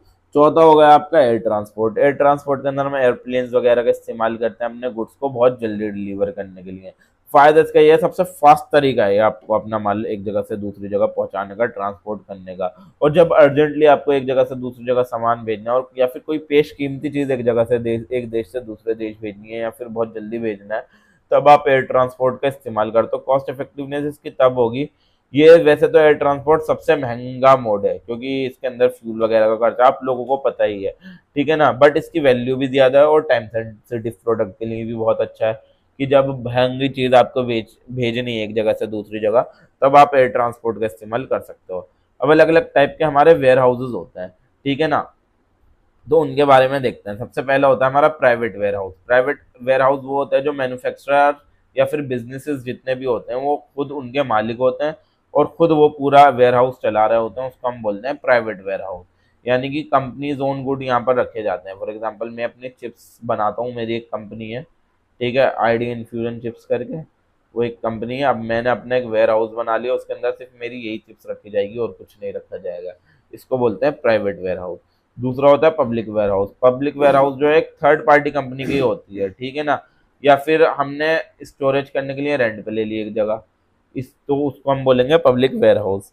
या तो हमने किसी से वो कनेक्ट करके एक थर्ड पार्टी कंपनी से ले ली या फिर रेंट कर ली, उसको हम बोलेंगे पब्लिक वेयर हाउस। तो ये जो छोटे बिजनेसेस होते हैं जो अपने बड़े वेयर हाउस खरीद नहीं सकते, तो वो पब्लिक वेयर हाउसेस का इस्तेमाल करते हैं। तीसरा होता है हमारा bonded warehouse. Bonded warehouse वो होते हैं जहाँ पर हमारे इंपोर्टेड गुड्स जो हैं स्टोर किए जाते हैं, यानी कि जहाँ पर अभी तक हमारी हमने ना कस्टम ड्यूटी हमने अभी तक पे नहीं करी, जिन जिन गुड्स के ऊपर, वो जितने भी इंपोर्टेड गुड्स होते हैं वो बॉन्डेड वेयर हाउसेस के अंदर रखे जाते हैं। यानी कि जब तक उनके ऊपर टैक्स क्लियर नहीं हो जाता, वो सारा माल कहाँ रखा रहता है, हमारा बॉन्डेड वेयर हाउसेस के अंदर। यानी जितने भी आप दूसरे देश में आपको माल भेजना है, ठीक है, और उसके ऊपर अभी टैक्स वगैरह लगेगा, कस्टम ड्यूटी लगेगी, वो अभी तक लगी नहीं, तो आप उसको जिस गोडाउन के अंदर रख रहे हो, जिस वेयर हाउस के अंदर रख रहे हो, उसको बॉन्डेड वेयर हाउस बोला जाएगा। चौथा होता है हमारा cold storage warehouse. Cold storage warehouse हमारा पेरिशेबल गुड्स के लिए इस्तेमाल किया जाता है, जैसे कि सब्जियों के लिए, खाने के लिए और फ्रूट्स के लिए, दवाइयों के लिए कोल्ड स्टोरेज वेयर हाउसेस का इस्तेमाल किया जाता है। यानी कि यहाँ का टेम्परेचर बहुत कम होता है और जो प्रोडक्ट की क्वालिटी होती है वो बरकरार रहती है। यानी कि यहाँ ठंडा होंगे, वेयर हाउसेस बहुत ज़्यादा ठंडे होते हैं, यहाँ पर ये सारा सामान रखा जाता है और ये खराब नहीं होता। पांचवा होता है हमारा distribution warehouse. Distribution warehouses के अंदर जो है हमारे गुड्स जो है सिर्फ थोड़े ही टाइम के लिए वहाँ पर रखे जाते हैं। वो तब तक के लिए रखे जाते हैं जब तक हमने उनको डिस्ट्रीब्यूट नहीं करा, यानी कि अभी वो बस थोड़े टाइम बाद रिटेलर या कस्टमर्स के पास चले जाएंगे, तो उससे पहले हम कहाँ रखेंगे उसको, डिस्ट्रीब्यूशन वेयर हाउस के अंदर रखेंगे। ठीक है, so that is all for today guys. Video पसंद आई हो तो वीडियो को लाइक करें, चैनल को सब्सक्राइब करें और बने रहें एड इन्फ्यूजन के साथ। मिलते हैं नेक्स्ट वीडियो में यूनिट नंबर 4 के साथ, लास्ट यूनिट के साथ। और जिसको भी नोट्स परचेज करने हैं यूनिट नंबर 1 से लेकर यूनिट नंबर 4 तक के, टेलीग्राम का लिंक आपको description box and I button दोनों जगह मिल जाएगा, आप जाकर नोट्स परचेज कर सकते हैं। मिलते हैं नेक्स्ट वीडियो में, और इसके अलावा भी सेमेस्टर 8 के सारे नोट्स हमारे पास अवेलेबल है, आप परचेज कर सकते हैं। यूनिट नंबर 4 नेक्स्ट वीडियो थोड़ी देर बाद मिलता है। Everyone, how are you all? Welcome to Ed Infusion by Triumph Academy. As you all know, हमारे चल रही series subject distribution and logistics management की, तो यूनिट नंबर 1 से लेकर यूनिट नंबर 3 तक हमने कंप्लीट कर चुके हैं। आज की वीडियो के अंदर हम लास्ट यूनिट यानी कि यूनिट नंबर 4 आज की वीडियो के अंदर हम कंप्लीट करने वाले हैं। तो करते हैं आज की वीडियो को स्टार्ट बिना किसी देरी के। और जिसको भी नोट्स परचेज करने हैं फॉर द ₹150 ओनली, हमारे टेलीग्राम का लिंक जो कि आपको description box and I button दोनों जगह लिंक मिल जाएगा, आप जाकर नोट्स परचेज कर सकते हैं। तो करते हैं आज की वीडियो को स्टार्ट बिना किसी देरी के, यूनिट नंबर 4। अब आपका जो है सबसे पहला जो इसके अंदर टॉपिक आता है वो आता है हमारा इन्वेंट्री मैनेजमेंट का। तो इन्वेंट्री मैनेजमेंट मैंने लास्ट यूनिट के अंदर भी समझाया था कि इसके अंदर हम प्लान करते हैं, कंट्रोल करते हैं और मैनेज करते हैं stock of goods and material in a business, कि कितना माल हमारे पास है, कितना आगे जाना है, कितना हमें आगे भेजना है, कितना कच्चा माल हमें मंगाना है, कितनी, ये सारी चीज़ें जो है हमें इन्वेंट्री मैनेजमेंट के अंदर आती हैं, कि ये सारी चीज़ें प्लान करना और मैनेज करना इन्वेंट्री मैनेजमेंट कहलाया जाता है। इन्वेंट्री के अंदर आपकी तीनों चीज़ें आएंगी, रॉ मटेरियल जो आपका कच्चा माल है वो भी इसके अंदर इंक्लूड होगा, वर्क इन प्रोग्रेस गुड यानी कि एक वो ऐसा माल जो कि रॉ मटेरियल था अब वो फिनिश गुड बनने वाला है, यानी कि अभी वो प्रोसेस में है, अभी पूरा कंप्लीट नहीं बना, और तीसरा फिनिश गुड जो कि बनकर रेडी हो चुका है। तो तीनों चीज़ें इसके अंदर इन्वेंट्री के अंदर इंक्लूड होंगी हमारी। तो मेन एम जो होता है इन्वेंट्री मैनेजमेंट का, मेन इस वजह से की जाती है ताकि हमारे पास हमेशा गुड्स की जो है राइट टाइम पर राइट क्वांटिटी अवेलेबल हो, कि जब भी हमें जितनी भी ज़रूरत हो, जिस भी टाइम जितनी भी ज़रूरत हो, हमारे पास हमारे गुड्स अवेलेबल हो। ठीक है ना, ना ही हमें ज़्यादा स्टॉक रखना है, ना ही टू मच रखना है, ना ही बहुत कम रखना है, ना ही लिटिल स्टॉक रखना है। ठीक है, हमें अंदाजे के हिसाब से बिल्कुल ठीक रखना है कि ज़रूरत पड़ने पर काम भी आ जाए और ना वेस्ट हो ना फिर एक्स्ट्रा हो। तो अगर इन्वेंट्री हमारी बहुत ज़्यादा हाई होती है कि अगर हमने बहुत ज़्यादा माल भर लिया तो स्टोरेज का हमारा खर्चा बढ़ेगा, जाहिर सी बात है, ज़्यादा माल मंगा लेंगे तो रखने की भी तो जगह होनी चाहिए। और अगर बहुत कम है तो शॉर्टेज हो जाएगी, यानी कि अगर कस्टमर ने डिमांड करी तो हमारे पास होगा नहीं, और प्रोडक्शन के अंदर अगर प्रॉब्लम आ गई और हमने पहले बनाकर नहीं रखे थे तब भी इससे रिलेटेड क्या हो सकती है, प्रॉब्लम हो सकती है। ऑब्जेक्टिव्स क्या है वो हमारे इन्वेंट्री मैनेजमेंट के, ठीक है, कि किस वजह से इन्वेंट्री मैनेजमेंट किया जाता है। सबसे पहले तो ये है कि हमारी कंटिन्यूअस सप्लाई बनी रहे, बरकरार रहे, ठीक है ना, कि हमारे पास हमेशा क्या हो, स्टॉक अवेलेबल हो, इतने स्टॉक अवेलेबल हो कि हम आगे जो है प्रोडक्शन भी कर सके कच्चे माल से रिलेटेड, और अगर कस्टमर डिमांड कर रहा है तो उसको बेच भी सके, सेल भी कर सके। दूसरा होता है इससे स्टोरेज की कॉस्ट हमारी कम हो जाती है, यानी अगर हम इन्वेंट्री मैनेजमेंट ढंग से करेंगे ना, तो जो हमारा वेयर हाउस का खर्चा होगा या फिर अपने माल को स्टोर करने का खर्चा होगा ना, वो हम कम भी कर सकते हैं। जब हम एक एक्यूरेट अमाउंट में चीज़ें मंगाएंगे और चीज़ें आगे भेजेंगे, ना ज़्यादा ना कम, तो हमारा खर्चा ज़्यादा नहीं होगा। और या अगर हम इन्वेंट्री मैनेजमेंट प्रॉपर करते हैं तो ना ही ओवर स्टॉक होता है या ना ही अंडर स्टॉक होता है, ना ही चीज़ें बहुत ज़्यादा बढ़ जाती, ना ही चीज़ें बहुत ज़्यादा कम हो जाती हैं। बिजनेसेस यही ट्राई करते हैं कि उनके पास ऑप्टिमल लेवल ऑफ इन्वेंट्री रहे, यानी कि इतनी इन्वेंट्री रहे जो उनके लिए इनफ है, ना ज़्यादा है ना कम है, ताकि अगर अगर ज़्यादा भी हो गई तो हमारी अननेसेसरी कॉस्ट जाएगी, ठीक है ना, हमारा फालतू का खर्चा बढ़ेगा बेवजह का। और अगर कम है तो शॉर्टेज हो जाएगी, यानी कि चीज़ें हमारे पास अवेलेबल ही नहीं होंगी जब कस्टमर डिमांड करेगा या फिर जब हमें खुद प्रोडक्शन करनी होगी।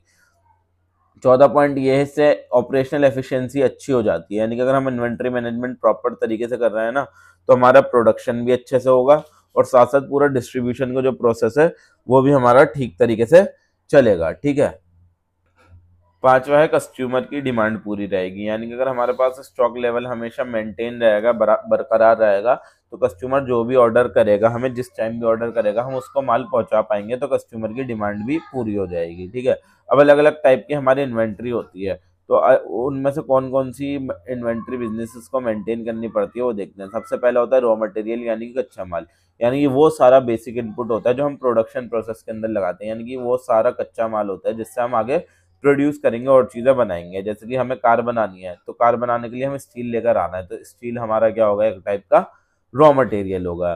दूसरा होता है वर्क इन प्रोग्रेस, यानी कि रॉ मटेरियल को हमने काम में लगा दिया, वो हमारा क्या कहलाया जाएगा, वर्क इन प्रोग्रेस कहलाया जाएगा। तो वर्क इन प्रोग्रेस का मतलब वो गुड्स होते हैं जो अभी बन रहे हैं, यानी अभी पूरे बने नहीं है, अभी वो पूरे फिनिश नहीं हुए, अभी उन पर काम चल रहा है, तो वो वर्क इन प्रोग्रेस कहलाया जाता है। और फिनिश गुड जो बनकर रेडी हो चुके हैं। जो कंप्लीटेड प्रोडक्ट्स हैं जो हमें मार्केट के अंदर आगे भेजने हैं, वो जो हमारे सेल करने के लिए रेडी हो गए हैं कि कस्टमर आए बस उसको खरीद के ले जाए, उसको फिनिश गुड कहेंगे। जैसे कि पैकेज फूड आइटम है, वो सुपर मार्केट के अंदर रखे हुए हैं, आप किसी भी दुकान में गए वहाँ जो भी माल रखा हुआ है, जो बिकने के लिए रखा हुआ है, वो सारी चीज़ें फिनिश गुड कहलाई जाएंगी हमारी, ठीक है।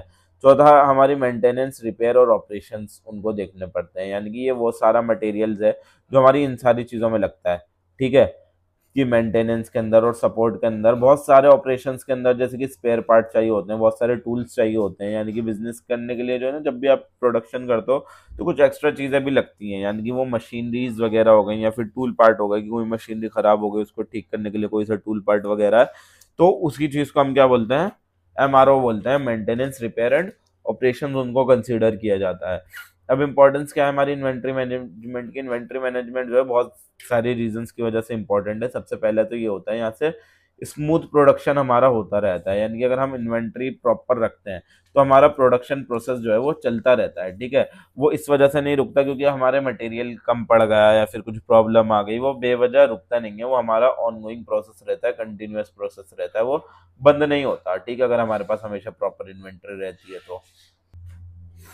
और दूसरा बात है, कॉस्ट कम हो जाती है, यानी कि अगर इन्वेंट्री जो है हमारी एफिशिएंट होती है तो इससे जो है क्या होता है, हमारी स्टोरेज की भी कॉस्ट नहीं आएगी, हैंडल करने की कॉस्ट नहीं आएगी, चीज़ों को ऑर्डर करने की भी कोई कॉस्ट नहीं आएगी, ठीक है ना। मतलब कोई कॉस्ट से मुराद ये है कि कॉस्ट कम आएगी, जितनी अगर हमारी ज़्यादा पर या फिर कम पर कॉस्ट आती उतनी नहीं बैठेगी। तीसरी बात यह है, कस्टमर की सेटिस्फेक्शन बढ़ेगी, यानी अगर बिजनेस के पास हमेशा स्टॉक रेडी रहेगा तो जब भी कस्टमर आएगा उसको अपना माल मिल जाएगा, उसका प्रोडक्ट उसको डिलीवर हो जाएगा, क्विकली उसके पास चला जाएगा, तो कस्टमर्स की सेटिस्फेक्शन बढ़ेगी। वो यही सोचेगा यार अगर मैं इस कंपनी का माल मंगाता हूँ, हमेशा अवेलेबल रहता है, कभी कम नहीं पड़ता। और चौथी बात यह है, रिसोर्सेज का यूज़ अच्छा हो जाएगा, यानी ये कंपनीज की मदद करते हैं कि जो उनके रिसोर्सेज हैं उनका फाइनेंशियल और स्टोरेज वाले सारे रिसोर्सेज का ठीक तरीके से इस्तेमाल हो, किसी का कम किसी का ज़्यादा ना हो। अब नेक्स्ट हमारा टॉपिक आता है ईओक्यू, जिसको हम इकोनॉमिक ऑर्डर क्वांटिटी भी बोलते हैं। इकोनॉमिक ऑर्डर क्वांटिटी जो है वो एक तरीका का मेथड है ऑप्टिमल क्वांटिटी निकालने के लिए, यानी कि इन्वेंट्री की वो क्या ऑप्टिमल क्वांटिटी है जो हमें जो है हमेशा मेंटेन करके रखनी है। यानी कि अब हमने हमने ये बोल दिया कि यार ना ज़्यादा होना चाहिए ना कम होना चाहिए, तो कितना होना चाहिए, वो एक नंबर क्या है, हमें कितने स्टॉक अपने पास रखने हैं, वही ऑप्टिमल क्वांटिटी हमारी क्या कहलाई जाती है, हमारी इकोनॉमिक ऑर्डर क्वांटिटी कहलाई जाती है। तो गोल जो होता है वो ईओक्यू का वो यही होता है कि हमारी टोटल इन्वेंट्री कॉस्ट जो है कम हो जाए। अगर हम ऑप्टिमल लेवल अपने पास रखेंगे तो हमारी इन्वेंट्री कॉस्ट कम हो जाएगी, और इसके अंदर इन्वेंट्री कॉस्ट के अंदर हमारी ऑर्डरिंग कॉस्ट और होल्डिंग कॉस्ट दोनों ही इंक्लूड होती हैं। तो दो चीज़ें होती हैं हमारी ईओक्यू के अंदर, एक होती है हमारी ऑर्डरिंग कॉस्ट, दूसरी होती है हमारी होल्डिंग कॉस्ट। तो ऑर्डरिंग कॉस्ट बोलते हैं हमारा कि किसी चीज़ का ऑर्डर प्लेस करने में और उस ऑर्डर को रिसीव करने में टोटल कितना खर्चा कंपनी का आ रहा है, उस चीज़ को क्या कहलाई जाती है, वो चीज़ ऑर्डरिंग कॉस्ट कहलाई जाती है। और होल्डिंग कॉस्ट कहते हैं कि उसको अपने वेयर हाउस में स्टोर करके रखने में कितना खर्चा आ रहा है, उसको होल्डिंग कॉस्ट बोला जाता है, ठीक है। ऑर्डरिंग कॉस्ट का मतलब कि कितने का ऑर्डर करने में और ऑर्डर रिसीव करने में कितना खर्चा है, और होल्डिंग कॉस्ट का मतलब यह है स्टोरेज करने में कितना खर्चा है। तो ईओक्यू जो है बिजनेसेस की इस चीज़ में मदद करता है कि कितनी इन्वेंट्री उनको मेंटेन करके रखनी है, कितनी इन्वेंट्री उनको ऑर्डर करनी है और कब ऑर्डर करनी है। ईओक्यू से जो है बिजनेसेस को ये पता लग जाता है कि कितनी क्वांटिटी और कब ऑर्डर करनी है, ठीक है। कि कब हमारे ऐसा लग रहा है कि हमारा ओवर स्टॉक हो रहा है या फिर अंडर स्टॉक हो रहा है, ये चीज़ बताने में ईओक्यू मदद करता है। बेनिफिट्स यही है ईओक्यू के कि इससे इन्वेंट्री कॉस्ट कम हो जाती है। अगर हम एक ऑप्टिमल लेवल बना के रखेंगे तो इन्वेंट्री का जो खर्चा होगा वो कम हो जाएगा और स्टॉक लेवल जो है ऑप्टिमल स्टॉक लेवल वो मेंटेन रहेगा, ठीक है।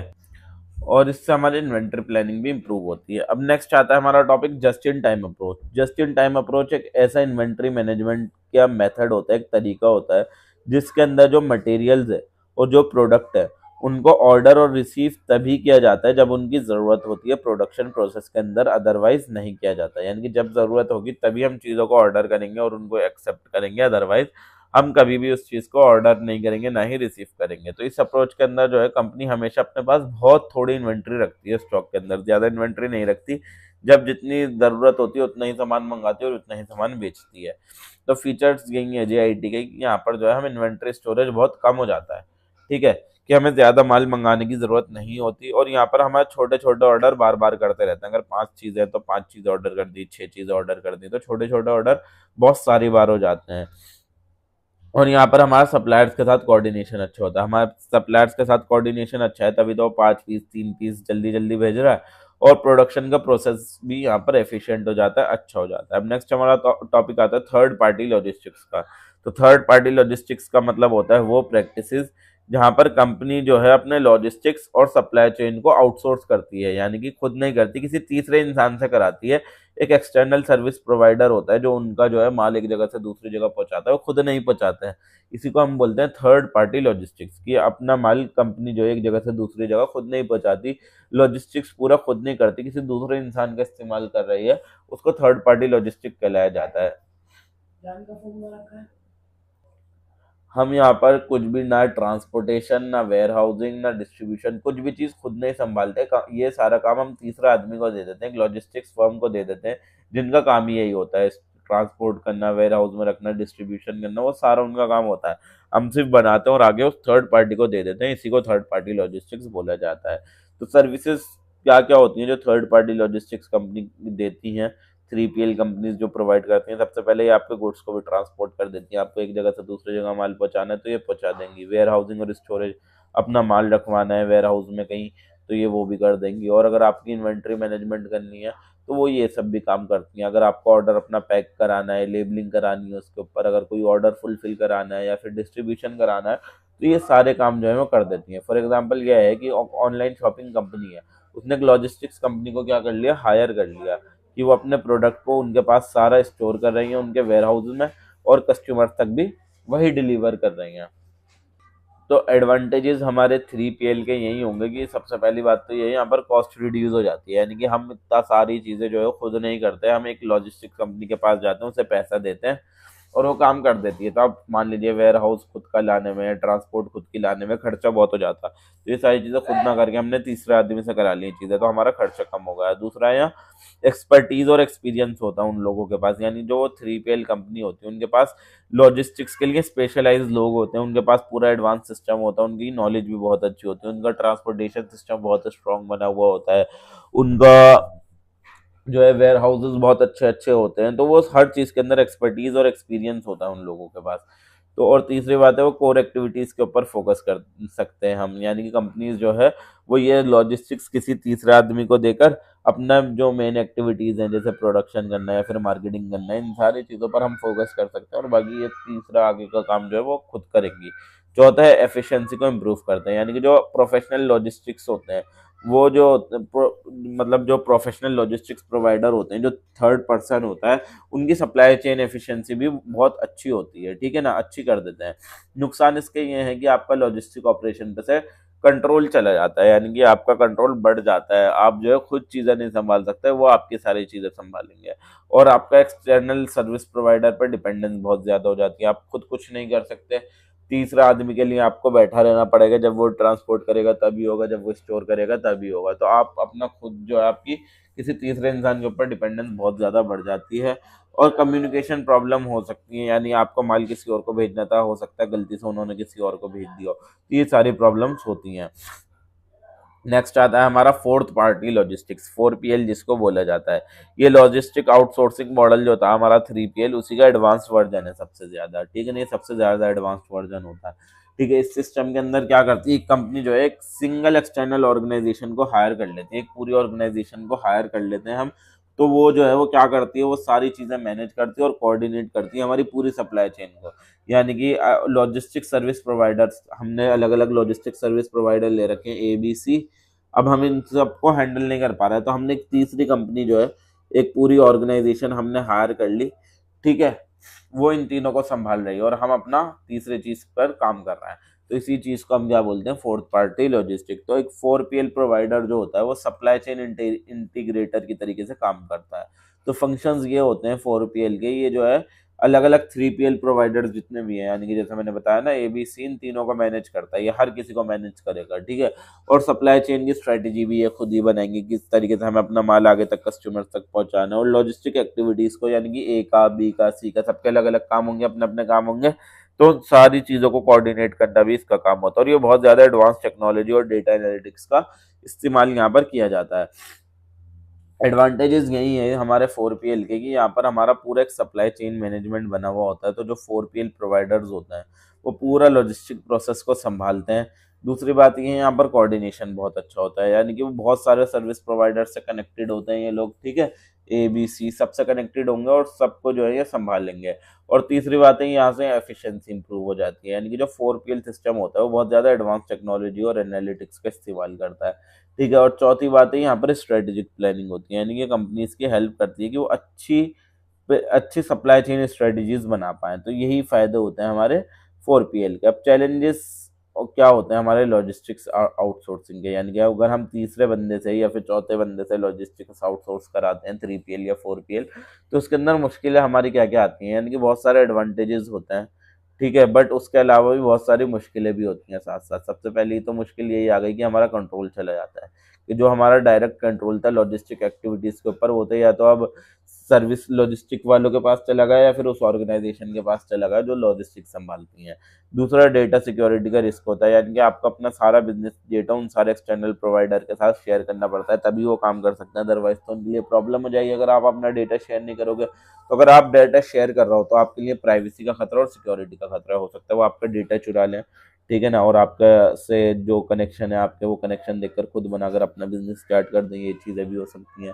और डिपेंडेंस हो जाती है आपकी सर्विस प्रोवाइडर पर बहुत ज़्यादा, यानी कि आप लॉजिस्टिक प्रोवाइडर पर अपने डे टू डे ऑपरेशंस के लिए बहुत ज़्यादा डिपेंडेंट हो जाते हो, यानी कि आप अपना जो है खुद का जो है नहीं कर पाते, मतलब अगर वो लोग नहीं हो तो आपको जो है अपना बिजनेस करने में बहुत ज़्यादा प्रॉब्लम फेस करोगे फिर आप, ठीक है। चौथी बात है कम्युनिकेशन प्रॉब्लम होती है, यानी कि अगर कोऑर्डिनेशन अच्छा नहीं होगा कंपनीज के बीच में, बेकार होगा और सर्विस प्रोवाइडर्स के बीच में बेकार होगा, तो उसकी वजह से डीले होंगी चीज़ें बहुत ज़्यादा और मिसअंडरस्टैंडिंग भी बहुत ज़्यादा बढ़ जाएगी। पांचवा है सर्विस क्वालिटी से रिलेटेड इशू आ सकता है, अगर जो सर्विस प्रोवाइडर है जिससे हमने सर्विस ली है वो उस टाइप की सर्विसेज नहीं दे पा रहा जिस तरीके से हमने सोची थी, तो कस्टमर की सेटिस्फेक्शन भी कम हो जाएगी।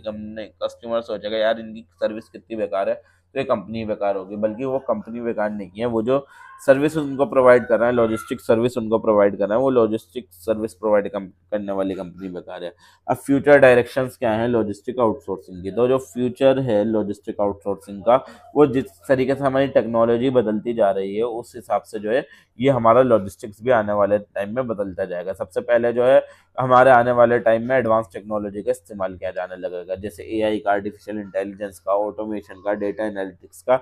इससे क्या होगा, जो भी हमारा लॉजिस्टिक्स है उसकी एफिशिएंसी बहुत ज़्यादा अच्छी हो जाएगी। दूसरी बात है डिजिटल सप्लाई चेन बनेगी, यानी डिजिटल प्लेटफॉर्म बन जाएंगी ऐसी जो कंपनीज को अलाउ करेंगी कि वो अपनी शिपमेंट देख सकें, अपने लॉजिस्टिक संभाल कर सकें रियल टाइम के अंदर उनके पास सारी कंप्लीट इन्फॉर्मेशन रहेगी।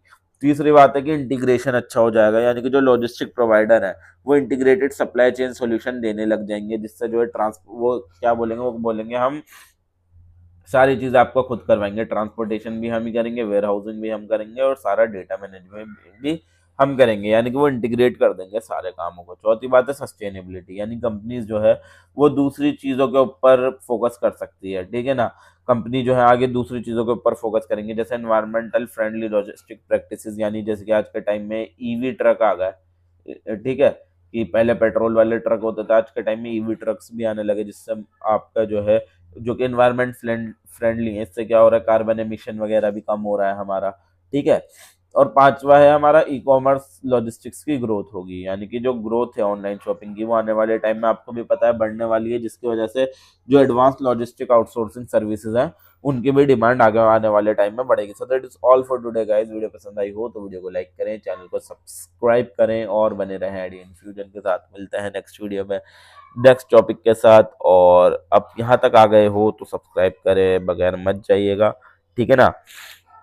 तो बस मिलते हैं नेक्स्ट वीडियो में, और जिसको भी नोट्स परचेज करने हैं फॉर द ₹150 ओनली, टेलीग्राम का link description box and I button दोनों जगह लिंक मिल जाएगा, आप जाकर नोट्स परचेज कर सकते हैं। और कमेंट करके ज़रूर बताएं नेक्स्ट वीडियो आपको किस सब्जेक्ट के ऊपर चाहिए, आपको वो वीडियो भी अवेलेबल हो जाएगी। Thank you so much for watching, मिलते हैं नेक्स्ट।